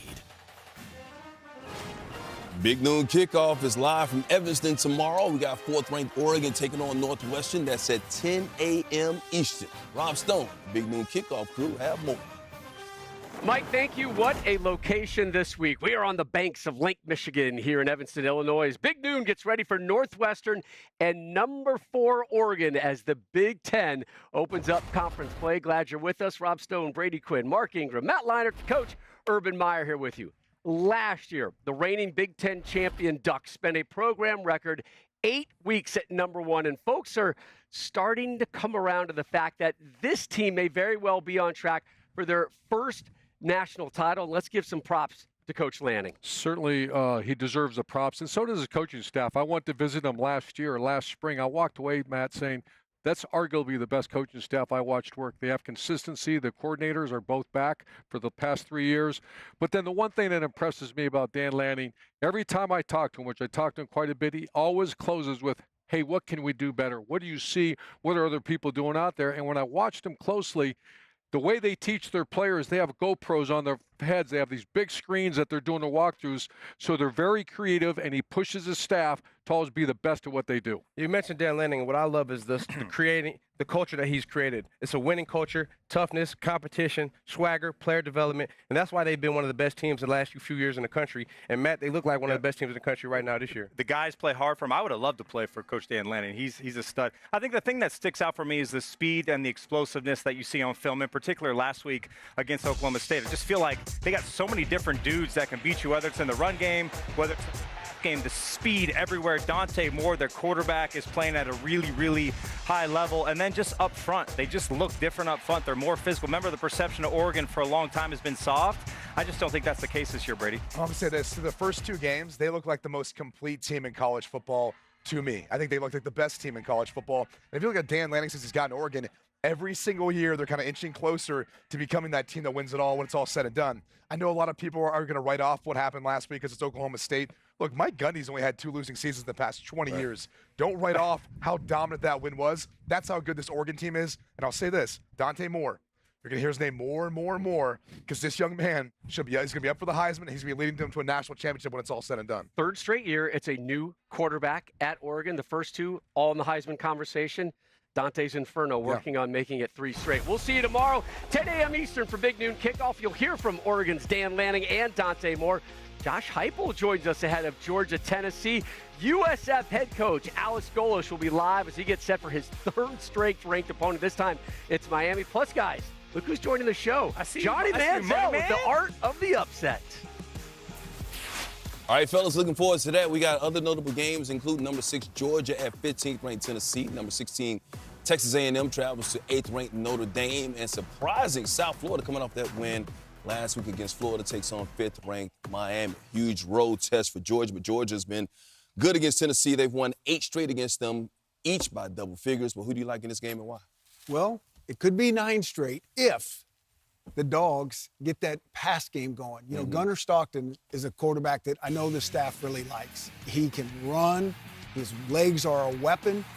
He's high percentage completion guy at 69%. But when you watch him, they need to throw the ball downfield. If you're going to play, it can work against the first 2 opponents they played, but if you're going to play a good SEC defense, the ball's going to have to go vertical. So if they can get that going a little bit, I think this offense is going to come to life, and they'll like what they see. I like Tennessee. Joey Aguilar is playing good for them so far. It'll be a heck of a game. They've won 23-24 at home. The only loss 2 years ago against Georgia by double digits. Meanwhile, Notre Dame beat Texas A&M last year, first game of the season. Texas A&M trying to get some get back tomorrow, Bruce. They are. I'm really curious to see how Notre Dame bounces back from the opening week loss at Miami. C.J. Carr looked terrific. The rest of Notre Dame, the offensive line got whipped.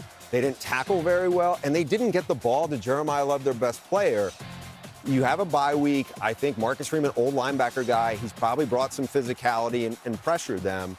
I mean, I'm going with the Irish. I think they'll respond, Coach. I like them, too, if they feed Love and Jadarian Price. These are 2 really good running backs, but you're right. It starts in the line. If they can create creases, I like these 2 guys a lot. And then C.J. Carr is going to come to life. Run the football. Texas A&M has given up 140 rushing yards a game so far, over 200 rushing yards to UTSA.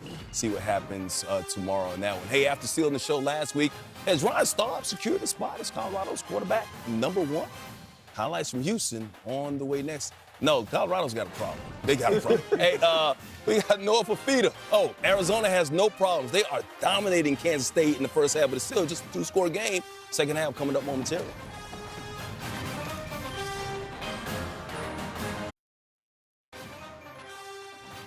Welcome back to the Fox College Football Friday Halftime Show, sponsored by Liberty Mutual Insurance. Only pay for what you need. Let's go around the nation. Colorado's got a quarterback dilemma. Prime 1-1 on the season. Got 3 quarterbacks. Ryan Staub getting the start in this one. You love the mobile quarterbacks. This guy looking like John Elway in the Super Bowl back in the day there, Mike. That was nice right there. Got into the end zone. Colorado down 16-14, but their defense not holding up their end of the bargain. Connor Wegman having a good night. Yeah, it looks like he's found his rhythm here. Willie Britt's a really good coach, and he wins everywhere, and he's starting to get it going at UH. Yeah, Houston trying to go to 3-0 in the season. Looks like they're about to do it. Wegman into the end zone. It's all Cougars right now. They're up 33-14 in that one. Indiana State, Indiana. This was all Hoosiers.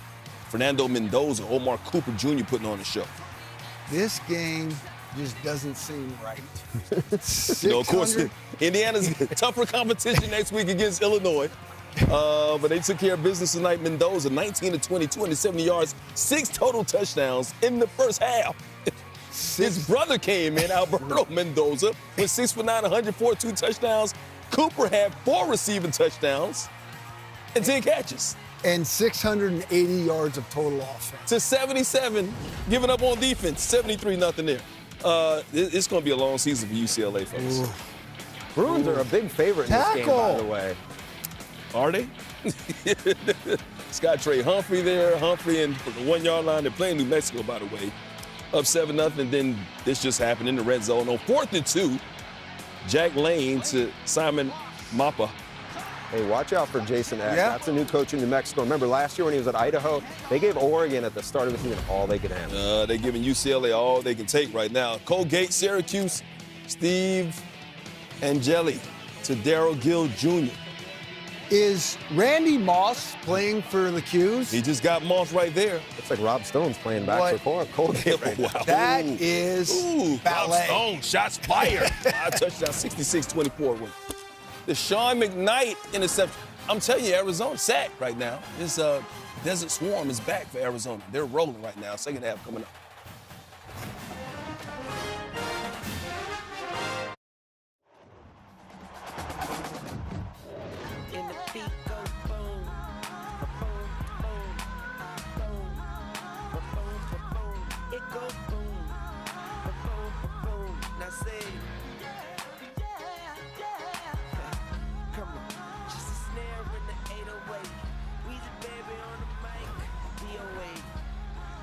Our halftime report card sponsored by Graduate by Hilton. Spirited stays in your favorite college town. Arizona might be saying we could lead by more, and Kansas State might be saying we could be down more at this point. But it's still a 14-point lead for Arizona, Robert Griffin III. How does Kansas State figure this thing out? Well, first and foremost, Kansas State has to find their identity offensively. Only 15 passing yards, 29 rushing yards, and they got to find a way to stop Arizona quarterback Noah Fifita. Every single time his team needs a play, he makes it. Whether it's there in the backside D-gap on a run that he's not even supposed to be over there on, or if it's him putting his shoulder down and getting the ball reached out right over the goal line for a touchdown. He is a playmaker for them, and their defense is doing everything to smother Avery Johnson in this Kansas State offense, knocking balls down, putting pressure on him, making life a living for him in the pocket. It has been an impressive showing for Arizona thus far, but if you're K-State, where is your identity of running the ball, smash mouth football, toughness, energy? It's not there right now. They got to figure out a way to find it, or Noah Fifita in Arizona is going to blow them out. The good news for Kansas State is this isn't an official sanctioned conference game. So in this era, winning your conference is really paramount to get into the college football playoff. We saw it last year. They'll get the ball, but they have questions to answer, certainly, Kansas State will have it off the touchback, and we go downstairs to Alexa. Well, Coach Klieman used the word faster, I think every other word in the 2 minutes that I talked to him coming out of the half. He said faster on both sides of the ball, both offensively and defensively. He challenged his O-line to be better against a strong defensive line. And the question we're all wondering after we saw Dylan Edwards just for a few carries there in the first half, he looked at me candidly and said, I don't think he's going to be able to go. So, guys, we don't expect Edwards the rest of the game here tonight. 4 plays for him on the ground. Last 4 quarters outgained by 357 total yards. That's under 2.5 yards per play. The last 4 quarters of offense for Kansas State. It's a run for Brown, trying to get him into space, and he is! Chase Brown! The big play Kansas State has needed for weeks. Touchdown! Ho, ho, ho! What a play to open up the second half for Kansas State.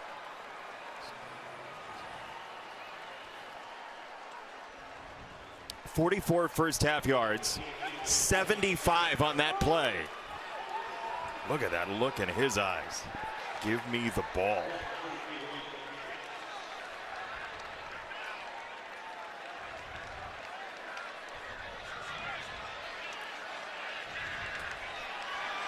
Extra point is good. A totally new ball game, Robert. Yes.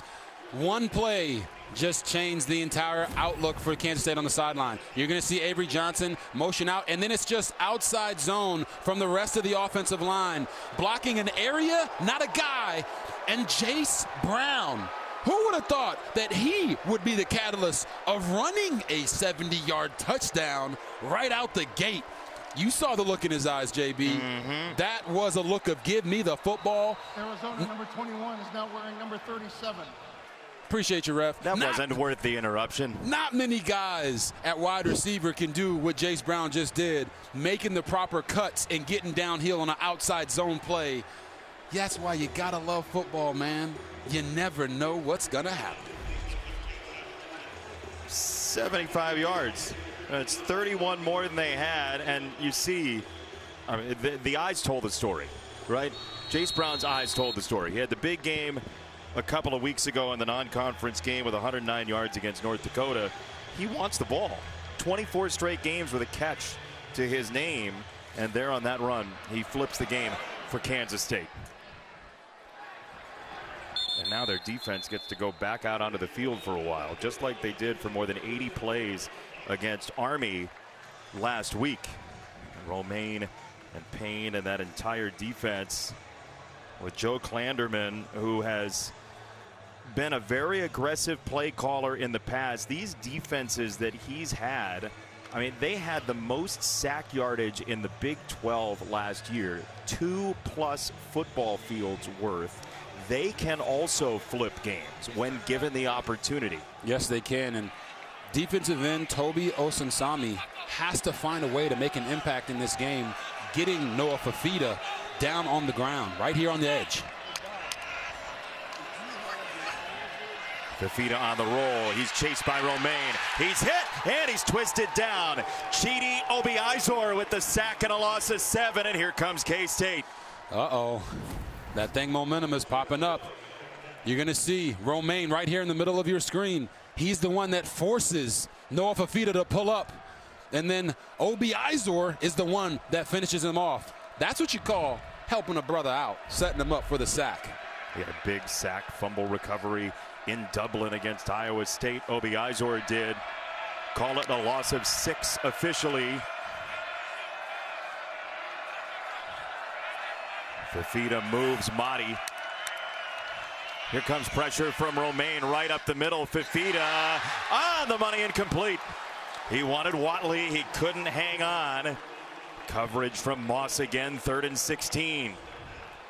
Moss was covering him, but this is a pass that if you're Nunu Watley, you have to make this catch. It's a little bit behind him, not much, but that ball hits your hands. You got to be able to run through the middle of the field and catch the ball and make those types of adjustments. Little off by Fafita, but if you're Watley, you got to make that one. 3rd drop officially tonight for Arizona. Good work by Quay Moss. when he saw the ball get contacted to run through the receiver. Here comes Romaine again. Blitz picked up on the roll. Fifita is thrown out of bounds. Osunsami on the pursuit. That time he got shoved on the sideline. Osunsami getting into it with what looked like Ian Wagner, the holder. Osunsami chased him all the way to the sideline. They brought pressure from both on the left side, and then Osunsami is going to come from the middle of the field as the QB spy. They said, you know what, we're tired of this little man running all over the field for us. We're going to put our best player, Toby Osunsami, on him and track him down all the way to the sideline. Salgado Medina puts it on the ground. It is blocked. It's sitting down at the 7-yard line, picked up by Arizona, and another enormous hit. Wow. Fortenberry came down and hammered the recovering player, but Garrett Harstad had the block.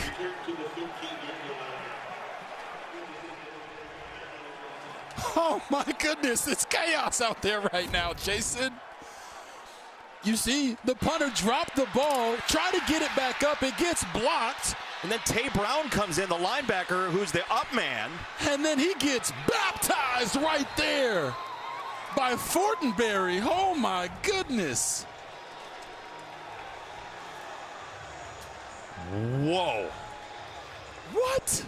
Brent Brennan said in our meeting yesterday, special teams is going to be a huge part of this game. And if there's anything Kansas State has done as a hallmark of this team since the Bill Snyder days, it's special teams and flipping the field. And they've done it here. Johnson to run, and they swarm him. Deshaun McKnight, the transfer from Tennessee. Martin, it's a loss of 6. Yes, Deshaun McKnight, you're going to see them stunt as a defensive line. He comes from here, gets to there, and it's also Chase Kennedy on the other side. They're double teaming him, but McKnight gets all of that one. And when this team at Arizona, as they start to stunt and slant, it creates angles for their defensive line that the offensive line isn't used to seeing on the weekly basis. And right there, your backside defensive end makes a front side play on the quarterback. They stunt more than everybody but one team in the country on that defensive line, and we're going to have a timeout. Timeout called by Arizona on its heels really for the first time tonight. Wow, Jason. Whew. But you think about Kansas State and how Arizona. This group makes hay in college football. Little misdirection, gets him the touchdown, inventive play call, then Harstad with the blocked punt. Salgado Medina just didn't look it in, and that absolutely turns this game on its head. Look out. Boom! 17-3 and a little bit stale for Kansas State as we went into halftime. But K-State has a 75-yard touchdown for Jace Brown, a block punt, and now they're set up to tie the game. Just like that in this totally wild sport. Yeah, and Jason, some coaches that we talk to, they look at special teams as just a way to get the possession over to the next team, but some teams use it as a weapon. K-State is using it as a weapon in the second half after it was used against them in the first. They're going to run it with Price, and he's not going anywhere. Totally submerged. Hammered by McKnight again. He was in there along with the cavalry, and it's 3rd and 17. Yeah, it looked like Price actually tripped over his own guy. Unfortunate situation, taking out the legs of your own offensive lineman there, but now you're in a 3rd and long situation, empty formation, make the defense declare themselves and open up some holes potentially for Avery Johnson to use his legs. 3rd down and 17. He's going to zip it over the middle, and he's got it for Brown. They needed 17, and they've got a 1st down off a 19. Ooh, I love it. Too high safety look. He's going to run this post right over the top. No, when you got a guy that's hot, you got to keep feeding him the rock. Nice job right there by Avery Johnson, understanding, getting the ball up and down before the safety can get there. Beautiful route by Jace Brown. Both teams are going to substitute 1st down and goal. Dylan Edwards out. Price, the freshman, is in. Jace Brown in the slot at the top of your screen. 1st and goal. It's Price, and he's thrown back by Genesis Smith. Smith holds the line. Yeah, it's not very often that you see safeties really making these types of plays on the goal line, but watch Genesis Smith go gap by gap and find the back and be stout at the point of attack and prevent him from scoring that touchdown. That's why they love this young man. He is a freak of an athlete, but he is also a physical specimen and not afraid to make tackles at the point of attack. He sets up a 2nd and goal. Johnson is hit, and it looks like he's down short. Oh, they're going to say touchdown. Touchdown, Avery Johnson. He spun over the goal line. It looked like the ball was short of breaking the plane. Now, it depends on which arm has the ball. Yeah, you're going to see him. They're going to run the back across. He's going to get downhill on the run. Nice quarterback power. Boom. Gets turned right there at the last second. So we got to see if there's an angle where we can see where the ball was when he came down. Right here from behind. He gets through. Dalton Johnson turns him. That is not a touchdown, ladies and gentlemen. That is short. I agree with you. Based on what we've seen, I would say he is short. How about these safeties, JB? They are out there laying the slat. Dalton Johnson and Genesis Smith. Stooks earlier, Gavin Hunter had a big hit in the open field. No official announcement. The previous plays after There further it is. review, the ruling on the field was a touchdown. Now, again, it's called a touchdown. You need to have enough evidence to overturn. Correct. And, you know, we had to look down the line earlier. But if that gets muddied up, you only have what you can use. And this is the best look we've got to this point. As you see, Dalton Johnson comes through, makes that hit. Right there, it doesn't look like the ball has crossed the plane. I agree with you, JB. It just depends if they determine whether or not this angle is probably our best opportunity here.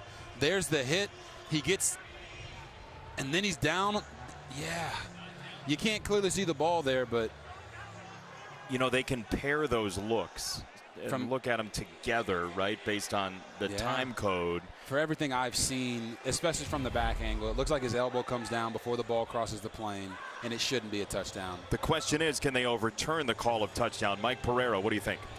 Well, I think, Jason, you kind of put the right thing there by saying you can piece them together. And, you know, you always look for the clear shot down the line. Now, we had a good shot down the line. The ruling on the field is called. It's a touchdown. Wow. Yeah, Mike, it's got to be right that they didn't have enough. Yeah, but I think if I piece those together and I take that shot from behind, I mean, I think if I'm in the booth, I'd make that short because you can actually see from behind where his body is when that elbow came down. His body was on the line and the ball was in his right hand.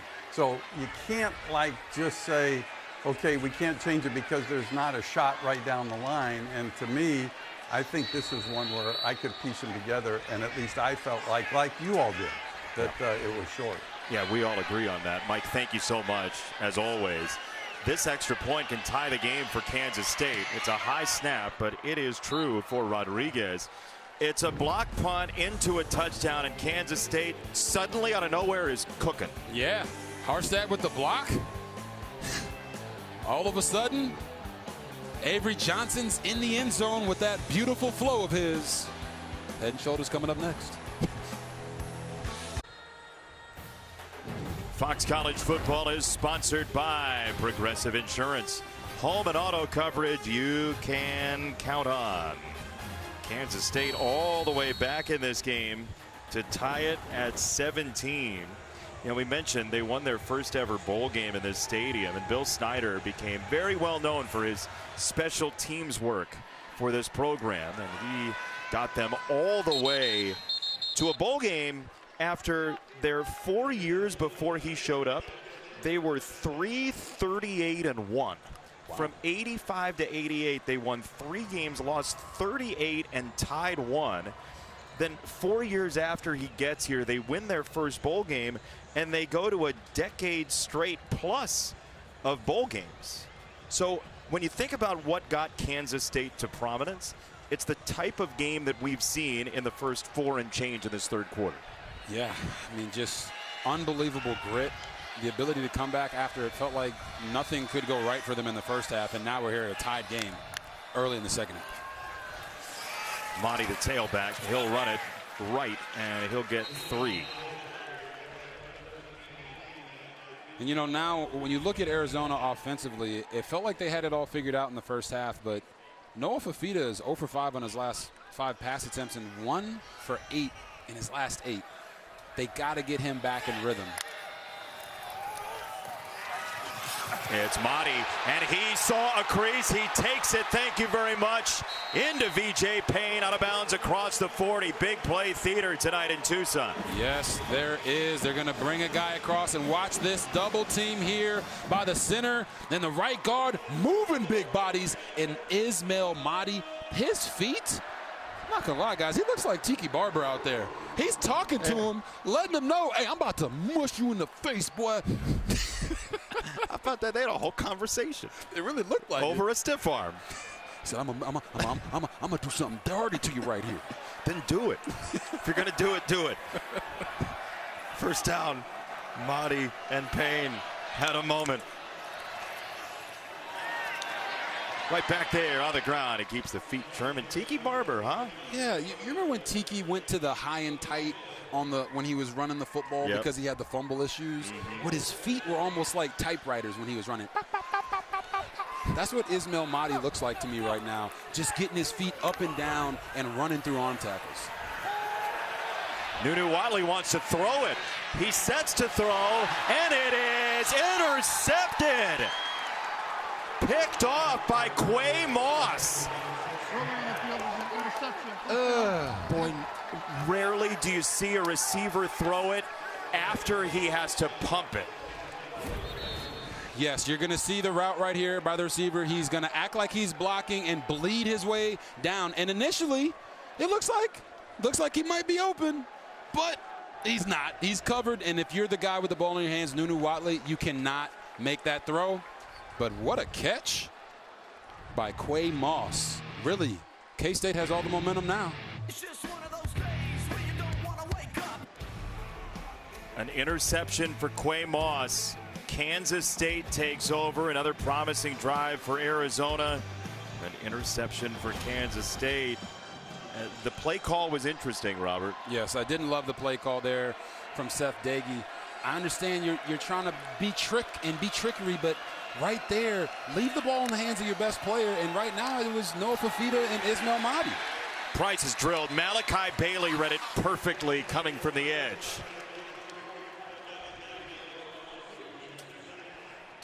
So they were playing I Want It That Way during the break. Tell me why you make that play call. Well, if you're Seth Doege, offensive coordinator for Arizona, you're expecting your player to protect you in that moment. If it's not there, throw it away. We need to end the play with the football. And right there, that's why wide receivers don't play quarterback. Sometimes the decision-making isn't quite up to snuff. Incomplete for Lofton. 3rd down and 12 for Kansas State. We've seen a lot of 3rd and longs both ways tonight. Yeah, and for Kansas State, listen, they're back in the game, but it still feels like they don't know what their identity is offensively. They've got to find a way for it not to be feast or famine.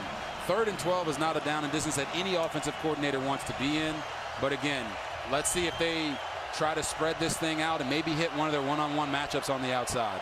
Chase Brown in the slot at the bottom of your screen right there. You just circled him. Johnson to throw, pressure in his face. He heaves it down the sideline. He didn't have time for the vertical ball for Tibbs, and it's 4th down. Gaines with a coverage. Yeah, it's just another great pressure dialed up by Danny Gonzalez. Genesis Smith coming from his safety spot, unblocked, right in the face of the quarterback, forcing him to make a throw before he's ready.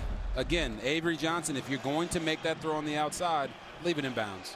Give your receiver an opportunity to make a special play for you. He can't make it if it's 5 yards out of bounds. Danny Gonzalez is so energetic, he didn't even show us his face there, but that was him. I mean, he is a 10 out of 10 in energy.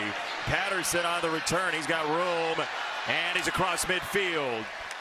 Great starting field position for Arizona. There is a marker down.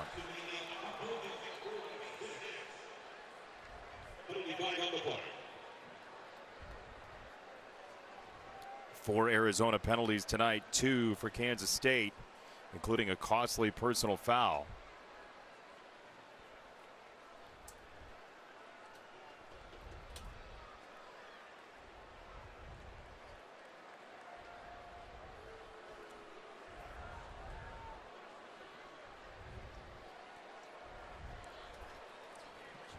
It's a lengthy affair in this conversation. Yeah, usually when it's that long, trying to figure out what's going on and who they're going to call the foul on.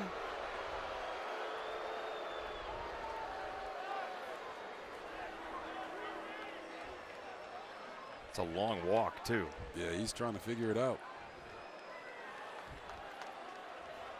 Anyone? Come on, ref. We got a game to get to. Come on. Adamson, Adamle. Chris Kleiman's like, what are we doing? Brent Brennan didn't say that exactly, but his look on his face signaled, what are we doing? It shouldn't take this long, no matter what. JB, I think they're just trying to get some camera time. Well, we're doing our best. I mean, there still has not been a call. There are 3 officials talking it over. There is no foul on the play. Wow. First down, Arizona. After all that, for that. Okay. Football after this in a great game.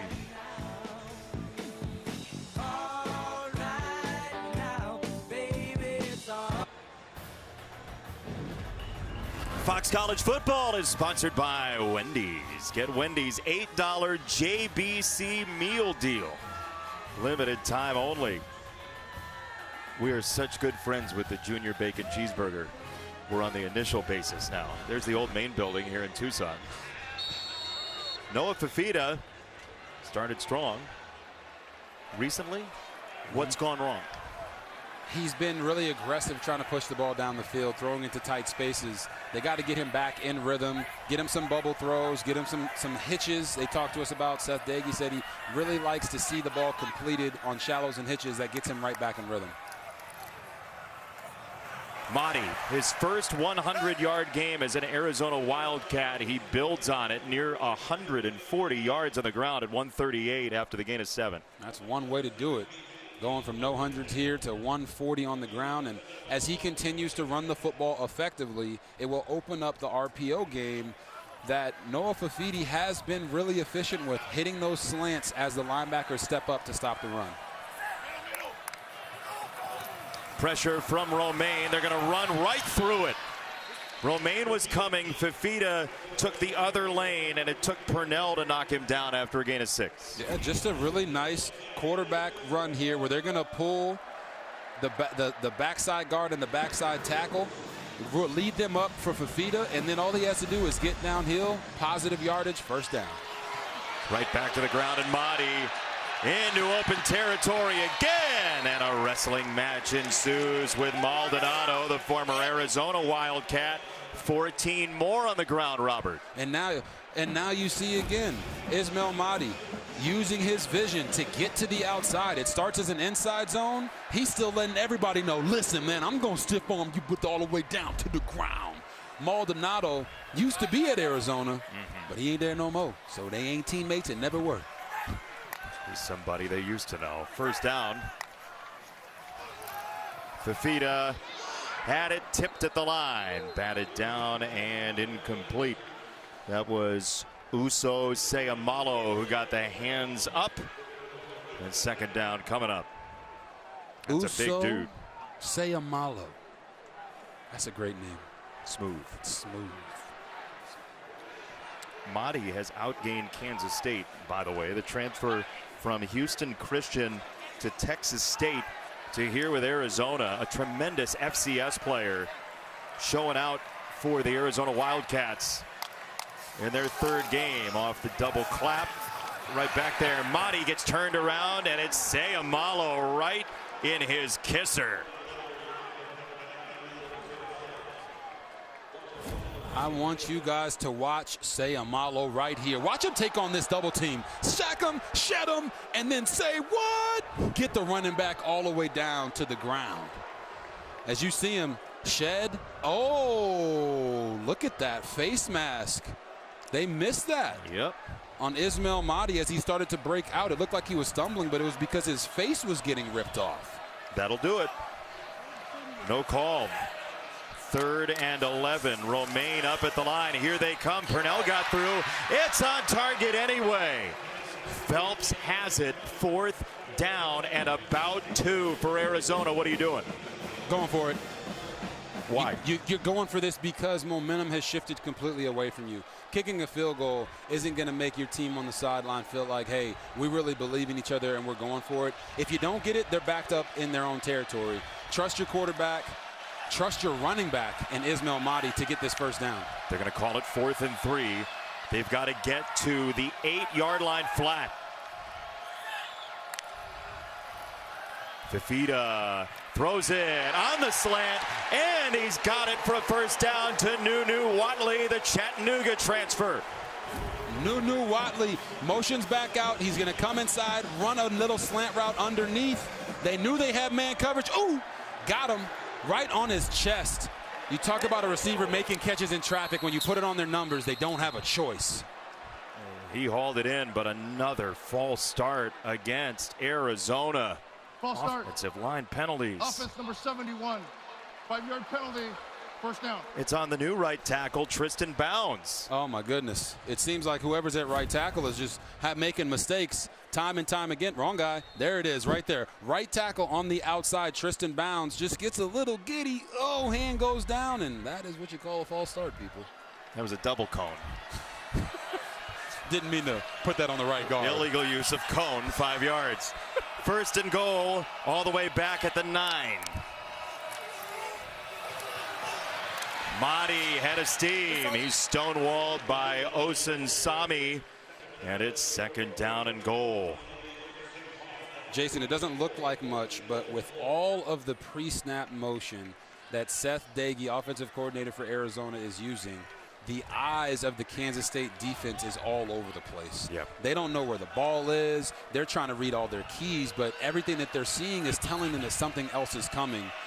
This is a beautiful usage of all this motion by Seth Doege. Olsen that time in motion, the tight end. He's off to the right for Fifita, and there's another marker in. It's Mahdi, but it's probably a hold to set them back. This time it's on the left tackle. Ty Buchanan.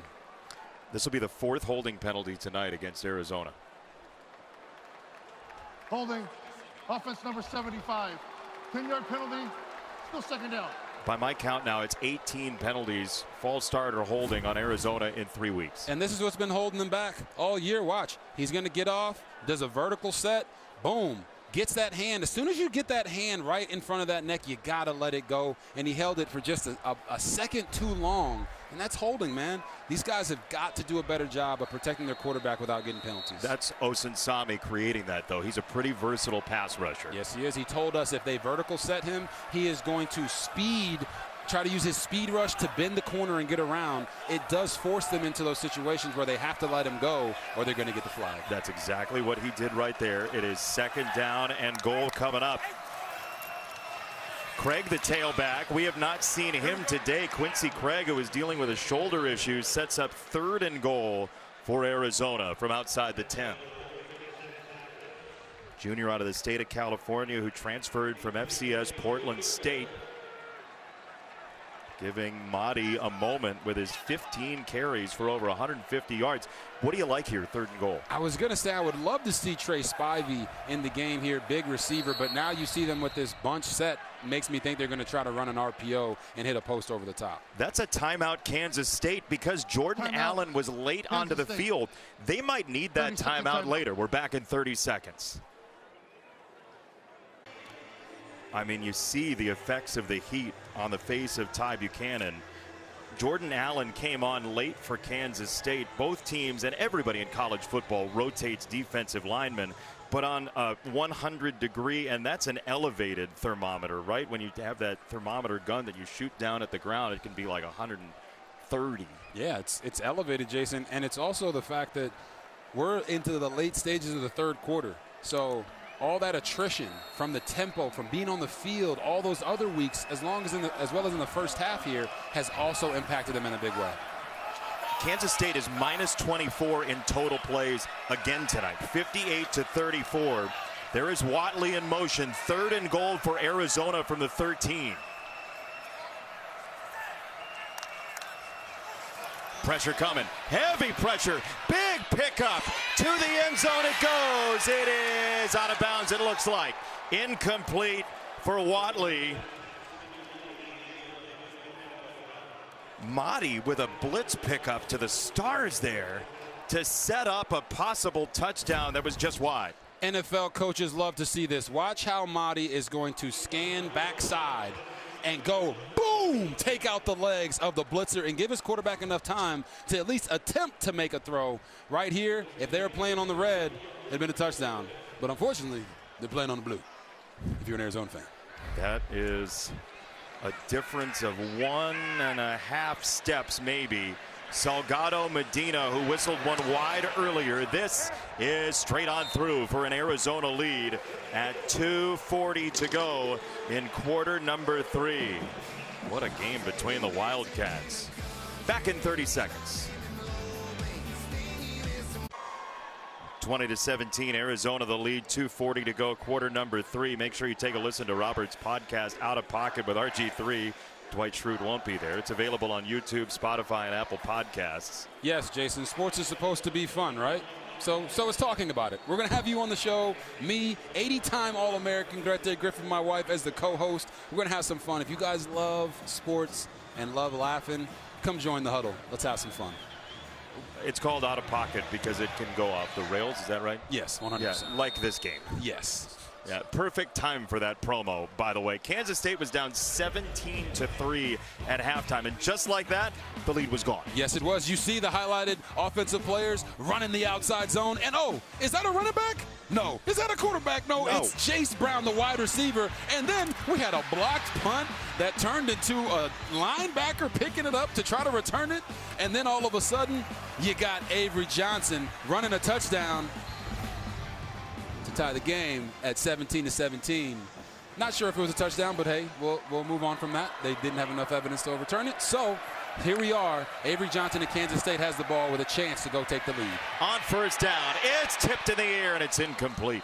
Batted at the line, 2nd down. Chris Kleiman was candid with us in our meeting this week. He said, look, we just have to survive this game. It's a non-conference game between conference opponents as Palu gets a hand up here. Yeah, Palu is coming from the top of your screen underneath.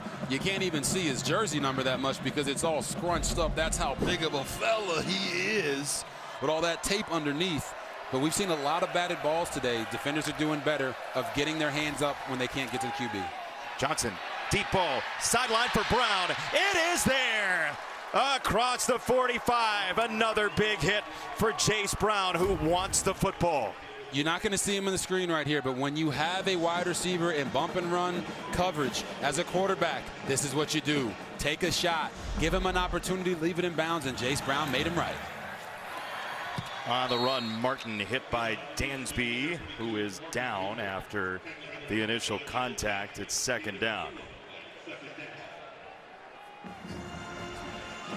Kansas State within 3. 44 yards in the first half. $119 in this 3rd quarter. I knew coming into the 2nd half they were going to have to take more one-on-one opportunities on the outside.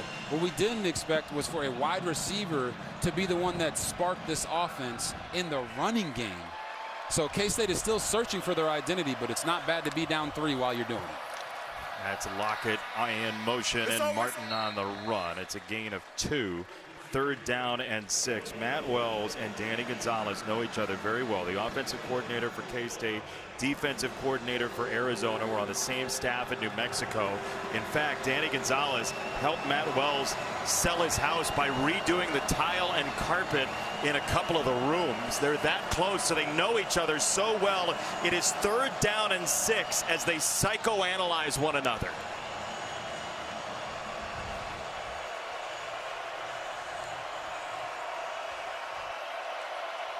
Gotta get to the 34. Avery Johnson, short set, deep ball, Watts Brown, incomplete, cut off by Dalton Johnson.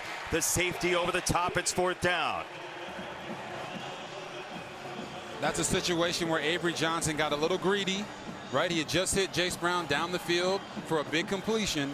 You got to be able to see the coverage there. The too high safety is there. If you can't hit that hole shot, trying to throw that out the back end on a go ball is not the correct throw. Move on in your progression. He didn't, so now it's 4th and long. It would be a 57-yard field goal for the tie. They're going to go for it on 4th and 6. Joe Jackson is in as part of that bunch at the top. Couple of tight ends in for Kansas State. Brown in motion. They didn't get that off, I don't think. They're going to let it play out, and it's short of the line to gain, incomplete. Javion Cole with the coverage. Kansas State might have had a delay of game there. Instead, Arizona gets the ball. Yeah, a little weird coming out. He's going to run an out route and try to get just past the 1st down line. But Javion Cole, as you mentioned, triggers as soon as he sees that, gets his hand on the ball, makes contact. And Avery Johnson upset with the whole operation there of the offense. But if you're going to make that throw, you got to make it strong. Don't throw it low and away. Put it on his chest. Allow him to make the play. Where do you want that? Like, what, as a receiver, what do you want to see coming out of your break? Yeah, as a receiver, we talk to them as quarterbacks. When you come out of your break, when your eyes are around, the ball should be there on those timing routes. It wasn't, and it wasn't just not there. It was really low and away. Yeah. That's really hard for a receiver to track, especially when he gets contacted as soon as he's trying to make that play. So Arizona ball. 42 seconds in the 3rd. Fifita wants it. So does Mahdi. And he is stacked up and driven down by Des Purnell.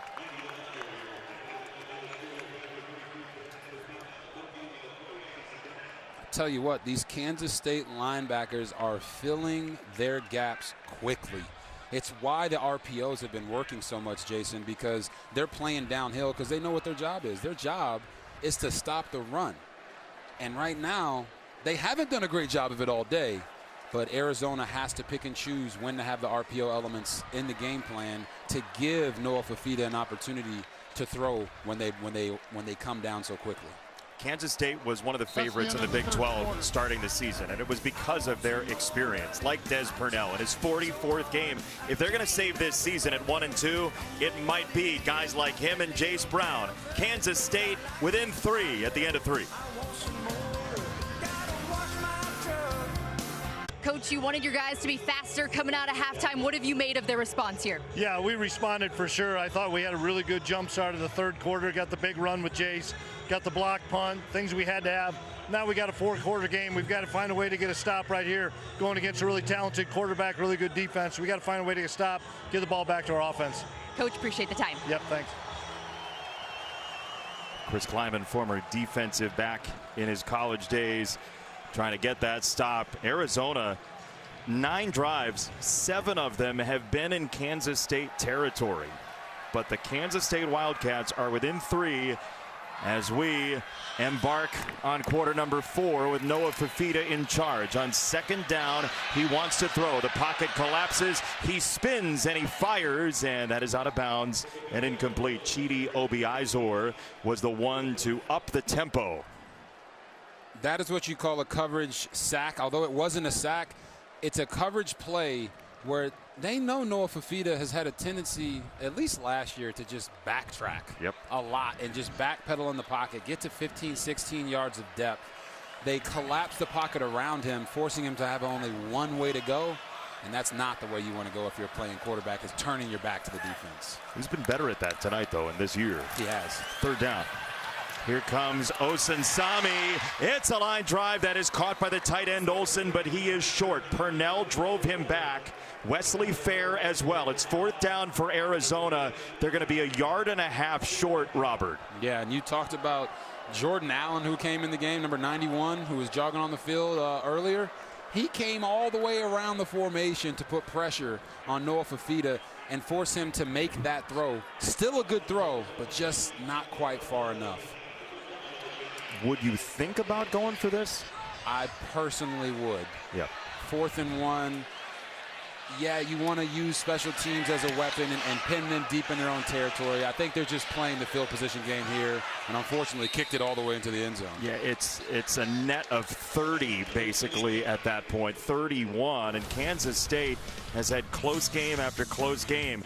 Whether it's in the United States or in Europe, they were number 17 in the preseason poll. They fly all the way to Dublin to lose a 3-point game to Iowa State and Matt Campbell. Then they go back home. They beat North Dakota by 3. Then they stay home and they lose by 3 to Army when they have 2 possessions in the second half.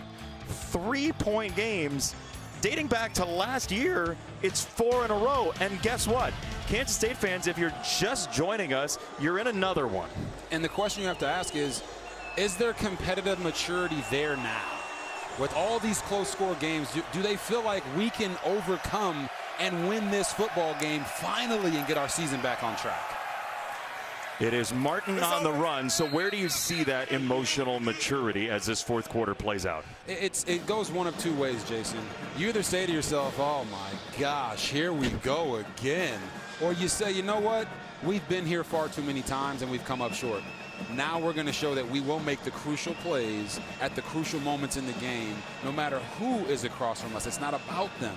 I've seen that happen in my own career at Baylor University. Yeah. We eventually figured that out, but we knew our identity. K-State can actually find their identity here in the fourth quarter. Part of that is 3 tight ends in right now, Swanson, Ancio, and Oakley, and they'll run behind those 3 tight ends to set up a 3rd down at about 3. Martin on the run, but that is the name of the game for Kansas State. Avery Johnson told us the most selfless room out there for the offense is that tight end room.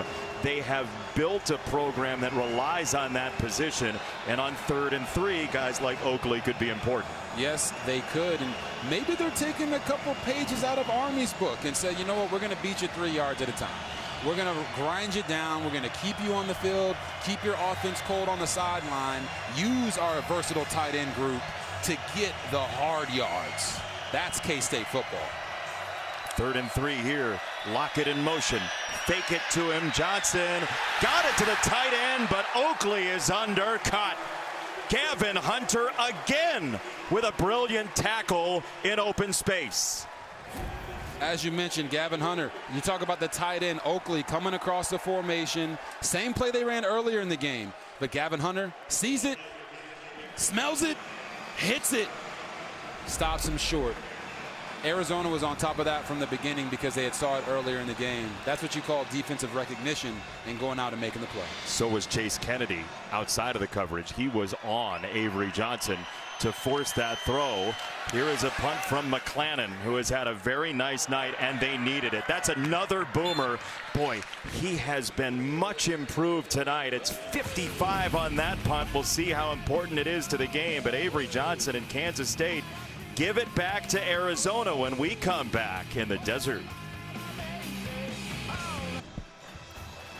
Fox College Football is sponsored by Panera. If college football were a person, it would be him. He looks like he's ready to party with Gronk. On a scale of 1 to 10, how in control? 1 to 10? Uh-huh. He's a 1. Yeah. He's a 1. But that's why this sport's great. No doubt. Because you come to the game, you're a 1 in control, but you're a 10 in fun to be around. Exactly. That's how you do it. First down, Arizona. Up by 3, under 12 to go. Watley in motion, couple claps. Hand off to Mahdi again, around the right side. Mahdi has cleared 170 yards tonight. Keep giving Ismail the ball. They're just going to run this tight end right across to get the edge, inside zone. No outside contain. Mahdi takes it outside like he has been all day. Right back there. He's got a crease right up the middle into Rex Van Wy. It's 2nd down, and Arizona dual purposes here. Take some time off the clock, gash some yards. Like I said, I keep handing it off to them. They're doing a great job with the misdirection running guys all different ways, and the offensive line is getting pushed at the point of attack. And without subbing, that means K-State can't sub either. That's Travis Bates going low there. It's third down. How does Arizona feel about running on third down, I wonder, just short of midfield again? Yeah, and you see they're bringing in subs now. They bring in Quincy Craig at running back. You know, maybe they're running Ismail Mahdi. He's maybe getting a little tired here in the fourth quarter. I would run the football again, and then guess what? As long as there's no tackle for loss, if they don't get the first, I'd run it again and go for it on fourth down. That has been their best thing so far because they've been out of sync in the passing game. They did have to use a timeout. The play clock was down to 0. With that substitution, that type of thing can happen. It'll be third down and short when we come back for Arizona. Arizona by 3, 10:38 to go from Arizona Stadium. The Wildcats have a 3rd and 1 and a reliable performer, sponsored by AT&T Business. Reliability you can count on. Ismail Mahdi's not done. No, he's not done, and he's been doing it all over the field, inside, outside, talking to guys as he's running down the field, letting them know he's going to stiff arm them.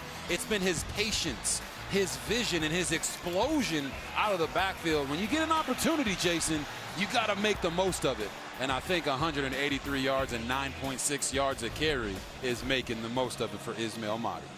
Career over 3,800 all-purpose yards now in his 3 stops in college football. Third down and 1, and they'll see the pressure shown from Payne, the safety up at the line. Out of the timeout, out of the pistol, Mahdi is the tailback. And they'll hand it off to him. He tries to rummage for it, and he does. Well, let's see. Let's see where the spot is. They're going to say he is a yard short. It is fourth down. Wow. The question is, when was the knee down? And they're going to go ahead and punt this. Interesting. The previous play is under further review. Rolling on the field was the runner was short of the line to gain. Yeah, I think they thought the lineman was the one. Like, yeah, that's a first down. I think that looks like a first down to me. I mean, so Buchanan went down in the pile. Yes. And then Mahdi leaned forward past him. It looked to me like he had it, but they're going to have enough evidence to overturn. This has been a wild game in terms of adjudication. Let's see. Yeah, you can see the sticks at the beginning of this clip. Yeah, that looks like a first down. That's got to be a first down. I think they saw Buchanan go down, and they saw a knee go down, and they put him down. I'm trying to figure out how they confuse 6'6", 314 with 5'9", 184. That's going to be wasted energy.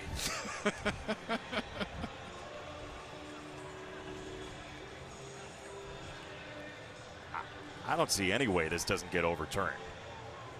You? Remember, the yellow line's not official. But as you watch Ismail Mahdi navigate through the lineman, yeah, that's a first down. I think he's got it by like a quarter of a yard, honestly. Yeah. Not even close. No.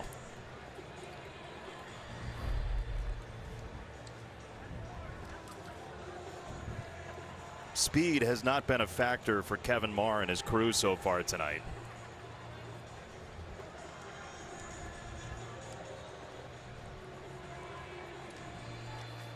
I think they just love this desert weather. Well, Hungry Like the Wolf is well, now they've gone to Elton John. They've gotten through 2 songs in the interim here. This is a huge play. I mean, this is either fourth down and 1 for Arizona or a first down for the Arizona Wildcats. 2 timeouts for Kansas State, 1 for Arizona remaining in a 3-point game. Both teams trying to figure out kind of what they are this year. Arizona 2-0 against non-conference opponents Hawaii and Weber State. Kansas State 1-2, 3-point games all across the board. And Jason, this has been the definition of a team coming in the Arizona Wildcats that are riding high, confident, playing fast, and a team like Kansas State who's coming in not really knowing if they have that go-getter leadership on their team to get over the hump of starting the season 1-2 after being ranked number 17 to start the year.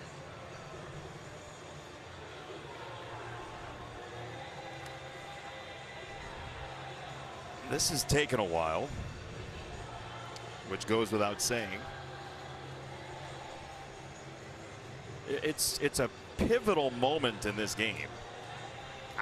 I don't know that we have not seen anything that suggests he was down. Like, I don't know what it could be, unless there was an issue with the replay booth where replay wasn't able to use its equipment or something like that. This is taking forever. Usually when it takes this long, it's because they're having to figure out what's going on with the clock, where are they actually going to spot the ball, when's the clock starting. There's a lot that goes into these replay processes, but I don't disagree with you, Jason. Yeah, that's the assistant to the regional manager couldn't even help. Yeah, Dwight's upset right now.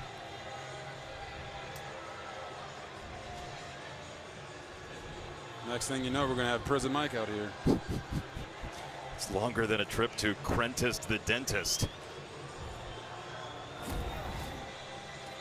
Okay, here's another look at it while we have a moment. I mean, how is this taking this long? That is a clear first down. Everybody at home thinks that's a first down. It's got to be. There's got to be some issue with the replay room, the booth, or something like that. Mike Pereira, what are you seeing? Look at, there's nothing else tied to this. There's no like 10-second runoff. There's nothing to do with the clock. I mean, I am flummoxed as to why this is taking so long. Look at the left knee is down. We don't get a great look, but regardless, it's just like amazing to me, unless the equipment is down, which is a very rare occurrence.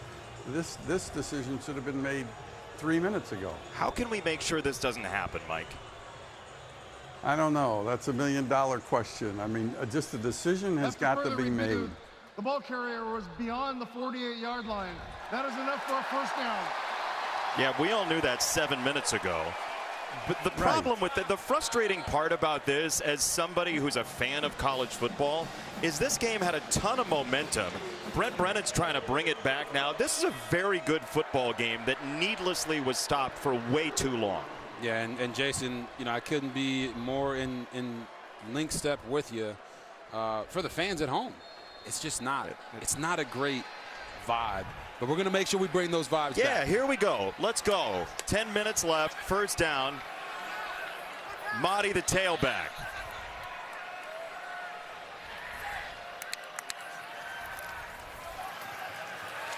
Here comes Osun Sami. Fifita felt it. Climbing the pocket. He is free, sliding across the 40-yard line. They'll mark it back at the 41.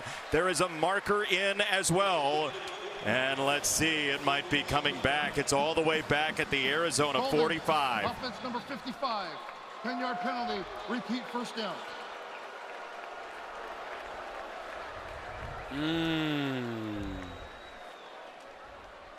They called that on Chuba Ma'ai. You're going to see him right here at left guard. We talk about this with quarterbacks all the time. When you get pressure off the edge, don't escape to the side. Go up, up, and away. And right there,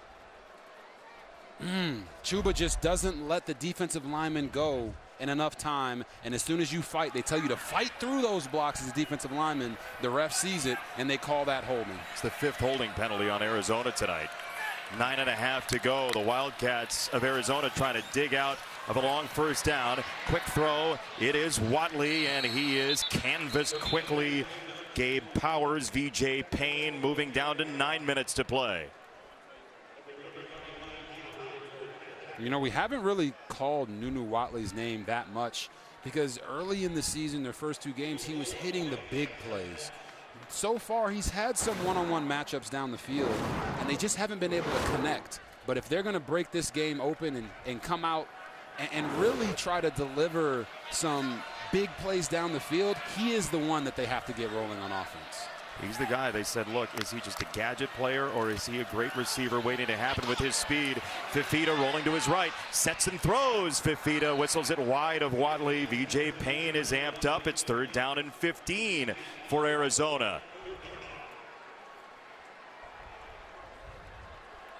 Watley was the target there out of Chattanooga. Same school of moccasins that brought Terrell Owens into pro football. Yeah. And I feel like Noah Fifita kind of got locked on him right there. He had Luke Wysong open on a curl route to the top of the screen, and he just bypassed it completely because he seems to look he's zoning in on receivers right now. Osunsami trying to get there. He got held up. This is a dump off. It is Madi cutting upfield. It's a first down and more. Madi is unstoppable. Gain of 27.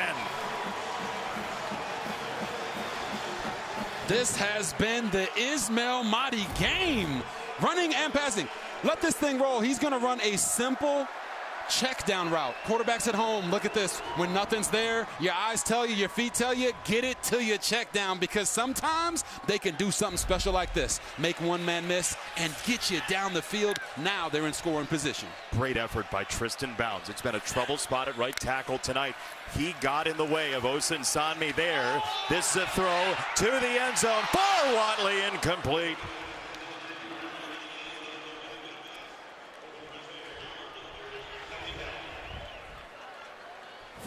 Oh, you're going to see pressure right off the edge. They bring two, the backer and the nickel. Payne right into the face of Noah Fifita, and it caused him to throw that ball slightly out of bounds. Watley had his guy beat. It just was just an inch too far. Chant of U of A resounding here. Watley is out. Quincy Craig is the tailback. Under 8 to play. It is Craig turning into a bowling ball to the 26. Des Purnell with the stop. Another key third down for Arizona, who tonight is 7 for 15 on third down. I really love the play call there by Seth Dagey. Just get half of it back. Get half of it back. Put yourself in a situation where now you're saying to yourself, all right, it's 3rd and medium. We got the entire playbook open for us. What is K-State going to do? I'd be prepared for pressure, and already they're all up at the line of scrimmage showing blitz to Noah Fifita.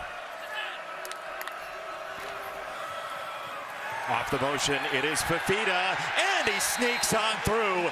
Noah Fifita hopping for a first down. So what do? Right here for Noah Fifita, they pull the backside guard and the backside tackle. Once again, running the fake with the wide out, and then it's downhill with the quarterback. Who would think that they would be running this with a 5'10", 195-pound quarterback? Well, that man right there on your screen would, because he believes in Noah Fifita. Yeah, now you know if you're the college football world. Fifita, who has talked before about how hard losing is on him and how much he shoulders. He's done enough and then some. Tonight, Craig is the tailback. And on his run, the clock will move down towards 6 minutes to go with Arizona leading by 3. And Jason, to piggyback off your point, when we talked to Seth Dagey, he talked about how last year was so tough for Noah Fifita because he feels like if he isn't helping the team be successful, if he's throwing interceptions, he's taking food off of the plates of his coaches. Yeah. And they don't want him to feel that burden on his shoulders. And so far tonight, it feels like he's playing free. He's just playing football out there. Even though he's doing a lot. Yeah. How many times have you heard that about a player in your time in college football? Not much. Not much. Right? Thoughtful young man playing quarterback for Arizona. It's a toss. It is Madi. Obi Izor after him, and Madi's out of bounds. It'll be 3rd down and medium. Daniel Cobbs ushered him toward the sideline.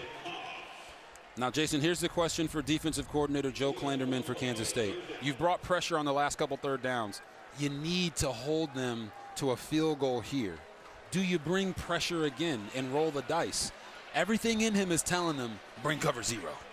But it hasn't worked. What does that do with Fifita as a possible threat in the run game? And that is where Seth Dagey and Arizona have taken advantage of the blitz. When you make it true 11-on-11 football and the quarterback is a running threat, when you pressure and you miss, you give up big gains. See what they do here. Madi is the tailback. It's 3rd down and 4. It's Fifita under duress. He got the ball away, or no, he didn't.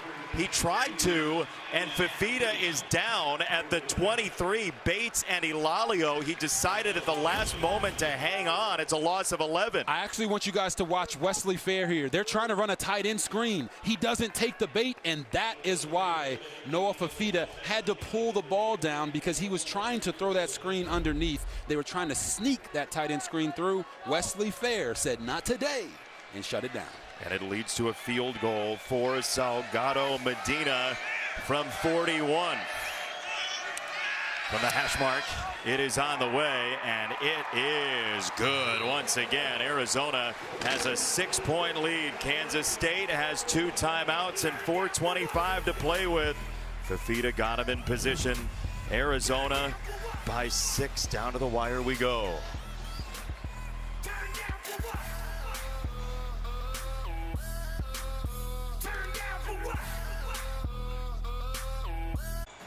Fox College Football is sponsored by Allstate. You're in good hands.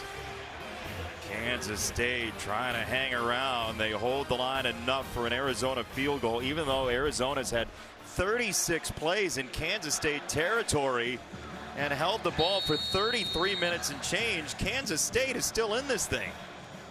How wild is that? Tells you if you don't score touchdowns in the red zone, you don't, turn the ball over, you can leave teams in a game. And we got ourselves a game, people. Kickoff for Wagner is through the end zone. It's a touchback. Kansas State will have it first down from the 25. One-score games were very much the Wildcats from Manhattan's bag last year, 4-2. They've lived in one-score games. The good news is there's really no way this is going to end up being a 3-point game. No, there isn't. They're finally going to break that. But it's another one-score game. They've just lived there. That's a lot of tension for a season. And they're going to have 4 games done by September the 12th, Kansas State is. Well, at least they have the 2 that they lost already in the bucket, right? Yep. Now they got to try to see if they can go forward and win to get back to that 4. And if they are, they got to get the football to Jace Brown. Avery Johnson giving a lot of ground, and he is swarmed. Genesis Smith, Jabari Mann. It's a loss of 11. Absolutely the worst play that could have possibly happened. You're going to see linebacker right there, Jabari Mann pop through the line of scrimmage, unblocked. They were trying to get a caravan out in front of Avery Johnson to allow him to run. It didn't work. Now they're in 2nd and 21.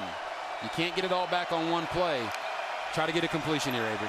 It's their 9th negative play of the day. Johnson the throw. He's got it for Jace Brown, who shakes a tackle. There's most of it back. That's the right guy to have it in his hands. Yes, it is. And when you talk about Kansas State and what they went through against Army, well, what happened on the drive when they had an opportunity to go win the game? They had 2 drops and 2 busted protections.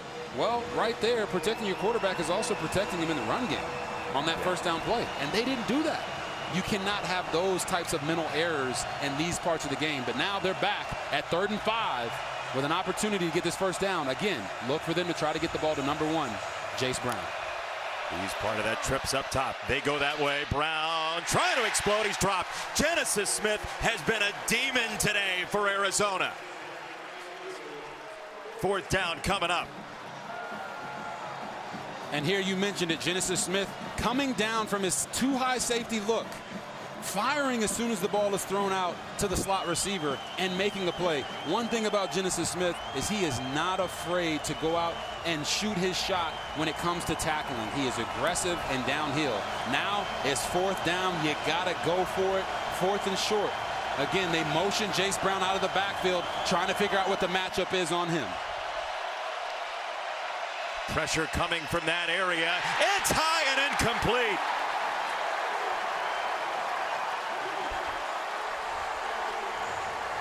Arizona takes over.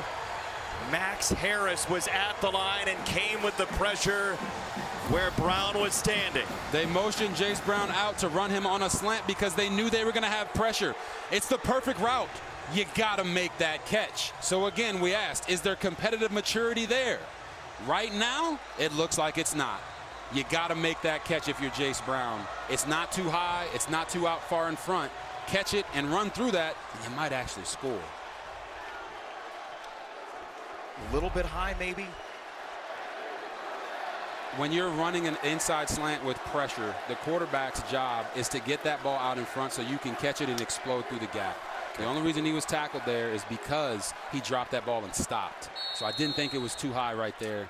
But I do know that they tell all receivers, if the ball hits your hands, you got to make the catch. Either way, Arizona just skewered another football with that sword. On the turnover on downs, here is Mahdi. Now, this will be interesting. Kansas State has 2 timeouts and the 2-minute timeout. Arizona, with 1 score, would really make this difficult. But this would be a long field goal right now. A lot of tactics to deal with. Back in 30 seconds next.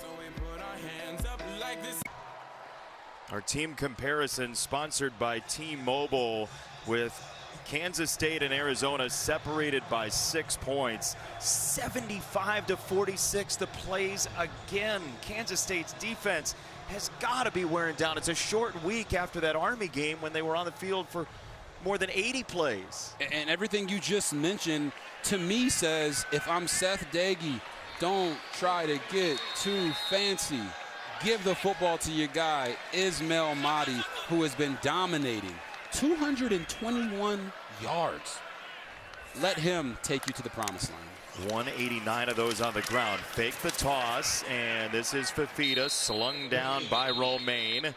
It'll be the final timeout for Kansas State. 3rd and 8 for Arizona out of the timeout. As we give you our Above and Beyond, it's sponsored by Jersey Mike's. Be a sub above. And it's the combination of Fifita and Mahdi, and they're both the guys that Kansas State has to think about on this 3rd down. Yeah, and you look at the total yards, right? That's a combination for the quarterback, passing and rushing, and then obviously for Mahdi, it's rushing and receiving yardage. He's done it all.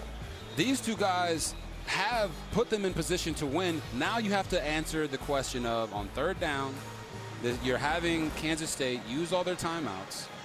Do you put the football in the air with your best play, knowing that, hey, we can get this 1st down and we can put the game away? Or do you run the football and trust your kicker to make a kick? So that's the question, is how much do you trust the kicker? Because there are 2 ways to essentially end the game. One is a 1st down, and that's the quickest way to do it. Correct. Because then suddenly they're not going to see the ball again. The field goal makes it 9. But Kansas State would then see the ball again. So if you're Seth Doege, who had a big upset as a quarterback at Texas Tech over number 3 Oklahoma by slinging it all over the yard against a team that had won 39 straight at home back in 2011, isn't the inclination as an air raid guy to get the 1st down? That is the inclination. We'll see if he fights that urge. It's Fifita, and he will run. Obi Izor got a hand on him. This is going to be at the left hash mark. They did not get it to the middle of the field. Whether they wanted to or not is left to their decision-making. But the 2-minute timeout will come. Arizona will have a field goal on the way to try to make it a 2-score game. This is the 2-minute timeout. We're going to step aside to check in with Mike in the studio. Very interesting, Mike. Inside our LA studios, Mike Hill along with Bruce Feldman and Chris Peterson. Tomorrow on Fox, we got 4th-ranked Oregon taking on Northwestern. And, Coach, a lot of people saying this Oregon's team is better than last year's team, which went undefeated in the regular season. But what's impressed you the most about it? Well, I think that people are right. This might be a better Oregon team than they had last year. I wasn't buying it. They lost like 17 starters. But these guys are not reloading. They are just picking up, and they are going. I think their recruiting has been so impressive the last 3-4 years since Dan Lanning's been there. That's the thing. They have so much talent in that pipeline, and they've done the best job probably of anyone of bringing in these transfer quarterbacks. Dante Moore, transfer from UCLA, got his feet wet a couple years ago, 5 starts, I think it was, Bruce. Comes to Oregon last year, redshirts, learns the system behind Dylan Gabriel, and this guy is lights out. Mm-hmm. To me, the biggest thing that's jumping out is, as good as Dylan Gabriel was, He's more of a point guard. I think with Dante Moore, you have a guy who can really take shots downfield. They have an amazing tight end, Kenyon Sadiq, who's a good blocker, a super explosive athlete. But the other thing that impressed me is 3 new starters on the offensive line they pulled from the portal, and they look really seamless in how they've transitioned. It's impressive. Best point differential in college football so far in FBS so far, averaging 64 points a game. We'll be with you all day tomorrow for a full slate of college football right here on Fox. Keep it locked all day long. Salgado Medina getting ready to kick from about 46 for Arizona to have a 2-score game. But we've seen enough twists and turns tonight that who knows, Robert, how this thing ends. Yeah, you're putting it in the hands of your kicker. And I know there's a lot of people at home that don't really love or trust the specialists, but this is what they live for. These opportunities to really push their team over the top. And I think it's a smart decision by Seth Doege not to try to go out there and throw the football and put your team in harm's way. Trust your kicker, otherwise you shouldn't have him.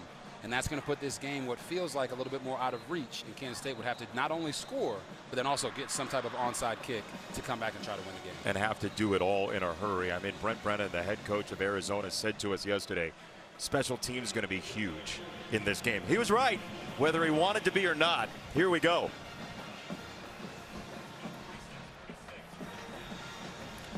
Call it a 46-yard field goal for a 9-point lead for Michael Salgado Medina. He's the punter and the field goal kicker. Ian Wagner, the kickoff man, will have the hold. Salgado Medina from 46 for a 2-score lead. It is on the way, and it is no good! Kansas State has life.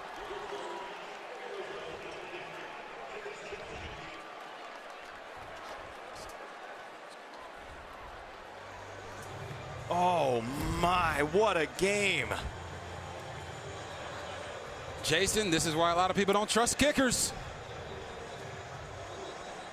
He striped a couple of them in between 2 misses. His head coach thought it was good, and it was wide. So now Kansas State and Avery Johnson with an opportunity to thieve this game in the night in Tucson here.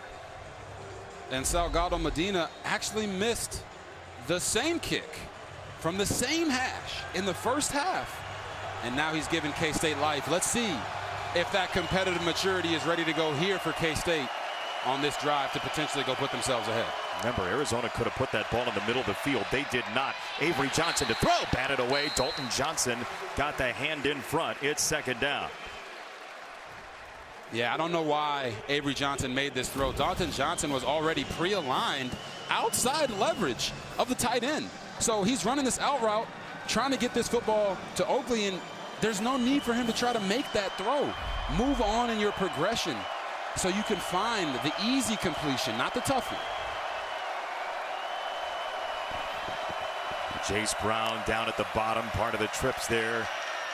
It's a rush of 3 for Arizona. Avery Johnson looking into that coverage. He will run, and he will stick the ball out as he gets out of bounds to stop the clock with no timeouts remaining. They will call it third down. He's about 2 yards shy. And you see, that is what we wanted to see from Avery Johnson in the first half. Get outside the pocket. All right, reset. Try to look down the field.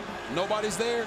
Use your legs. God gave you those. You're super athletic. You're one of the most dynamic quarterbacks in all of college football. When it comes to using your legs, you got to show it here on this drive. 3rd and 2.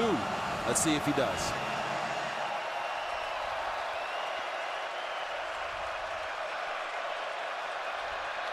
Avery Johnson.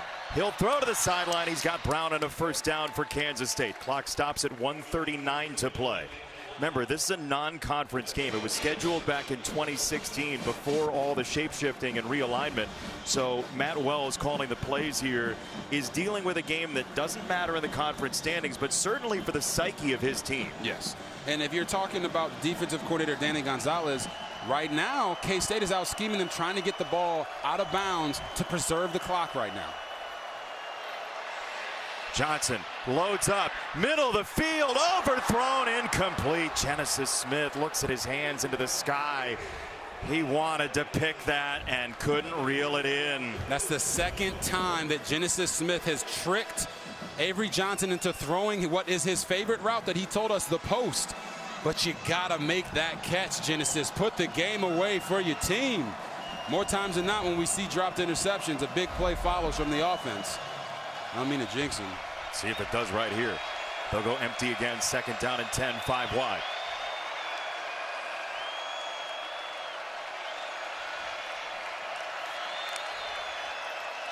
Here comes Kennedy around the corner. It's a quick throw, and it goes to Davis. Jamiri Davis is lassoed down very quickly in the field of play. It's 3rd down on a gain of 3. 3rd and 7, clock moving.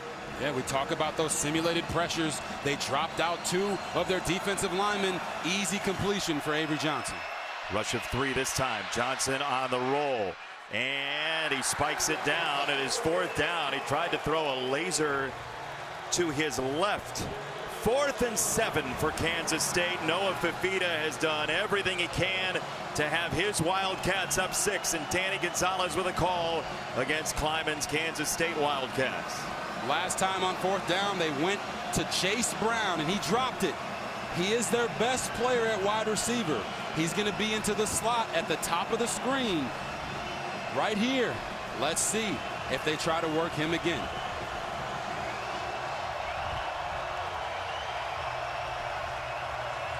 Fourth down and 7 for the game for Kansas State. They do get it off. Avery Johnson to throw. Down the middle and incomplete. Arizona stonewalls Kansas State. Smith and Johnson, the safeties, collapsed on it. And that is a thrilled defensive coordinator.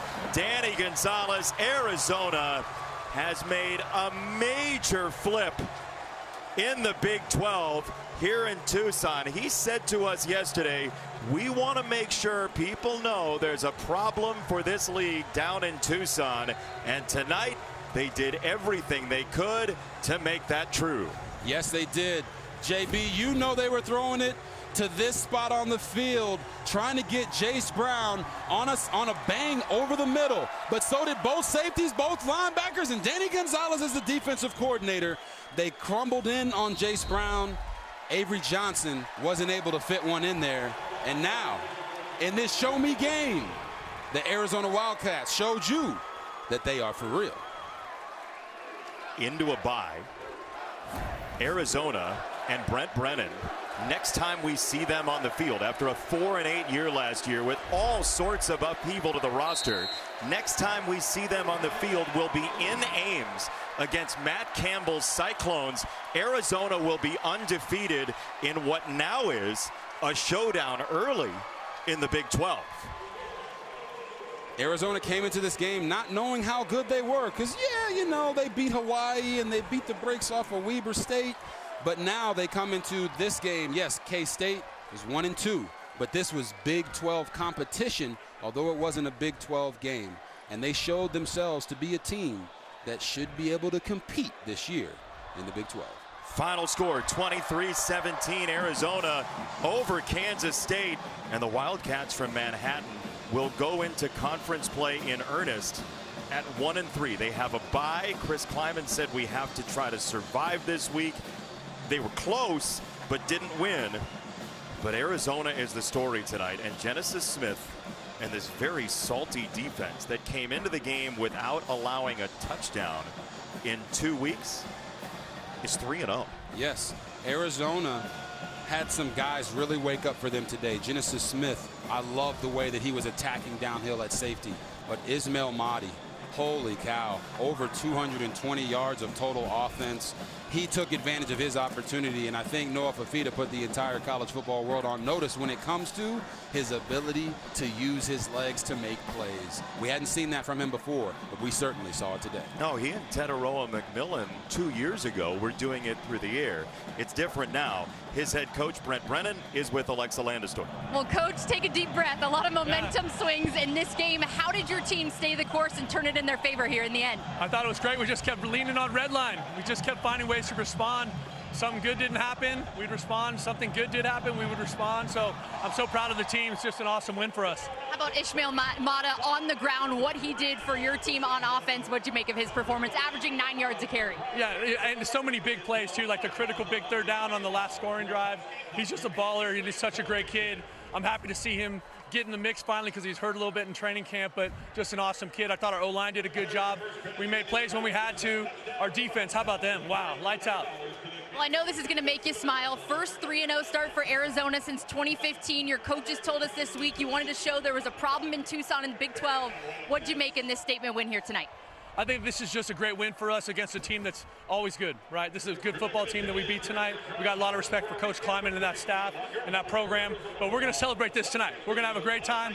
I can't wait to get in that locker room and be with the players and the coaches, because this was a hell of a win for us. Enjoy it. Thanks so much, Coach. Thanks a lot. Bear down. Ooh, more to come from Tucson coming up, but Brent Brennan, you can see it in his eyes, like this is a signature win for him, coming here from San Jose State. Biggest win of his tenure so far.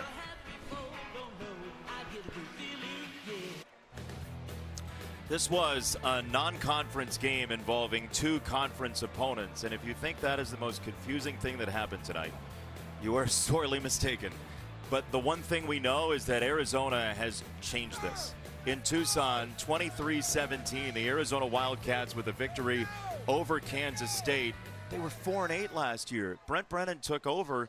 The portal opens when you have a coaching change. So it's just floodgates, right? He had a whole lot to deal with last year, and now they're 3-0. Yeah, it's really an amazing turnaround from what happened to them last year. And going and getting speed, going and getting guys like Ismail Mahdi, who really showed up today, convincing Noah Fifita to continue living La Vida Loca here in Tucson and not leaving, and getting a guy like Nunu Watley. It just all showed up. And, yes, they have some things that they have to clean up, Jason. The offensive line, the holding penalties, the false starts, you got to clean that up. But as a football player, it feels so much better when you know you can clean it up after a win and starting 3-0. Their defense creates fiascos for people. Yes, yes, it does. We talked about how they stunt and slant up front all the time. It really showed up tonight. But Genesis Smith, if he can play like that the rest of the year, you're going to see a lot of those NFL scouts that came today very excited about him in the NFL draft. 8 teams represented here tonight. Robert, always an absolute pleasure. We say farewell from here at Arizona Stadium for our entire crew. Bo Garrett, our producer. Darren Foster, our director. For Alexa Landestoy, for Robert Griffin III, I'm Jason Benetti saying farewell from Tucson. Kansas State falls by 6 at Arizona. Oregon Northwestern, big noon tomorrow from Evanston. What a game between Wildcats tonight.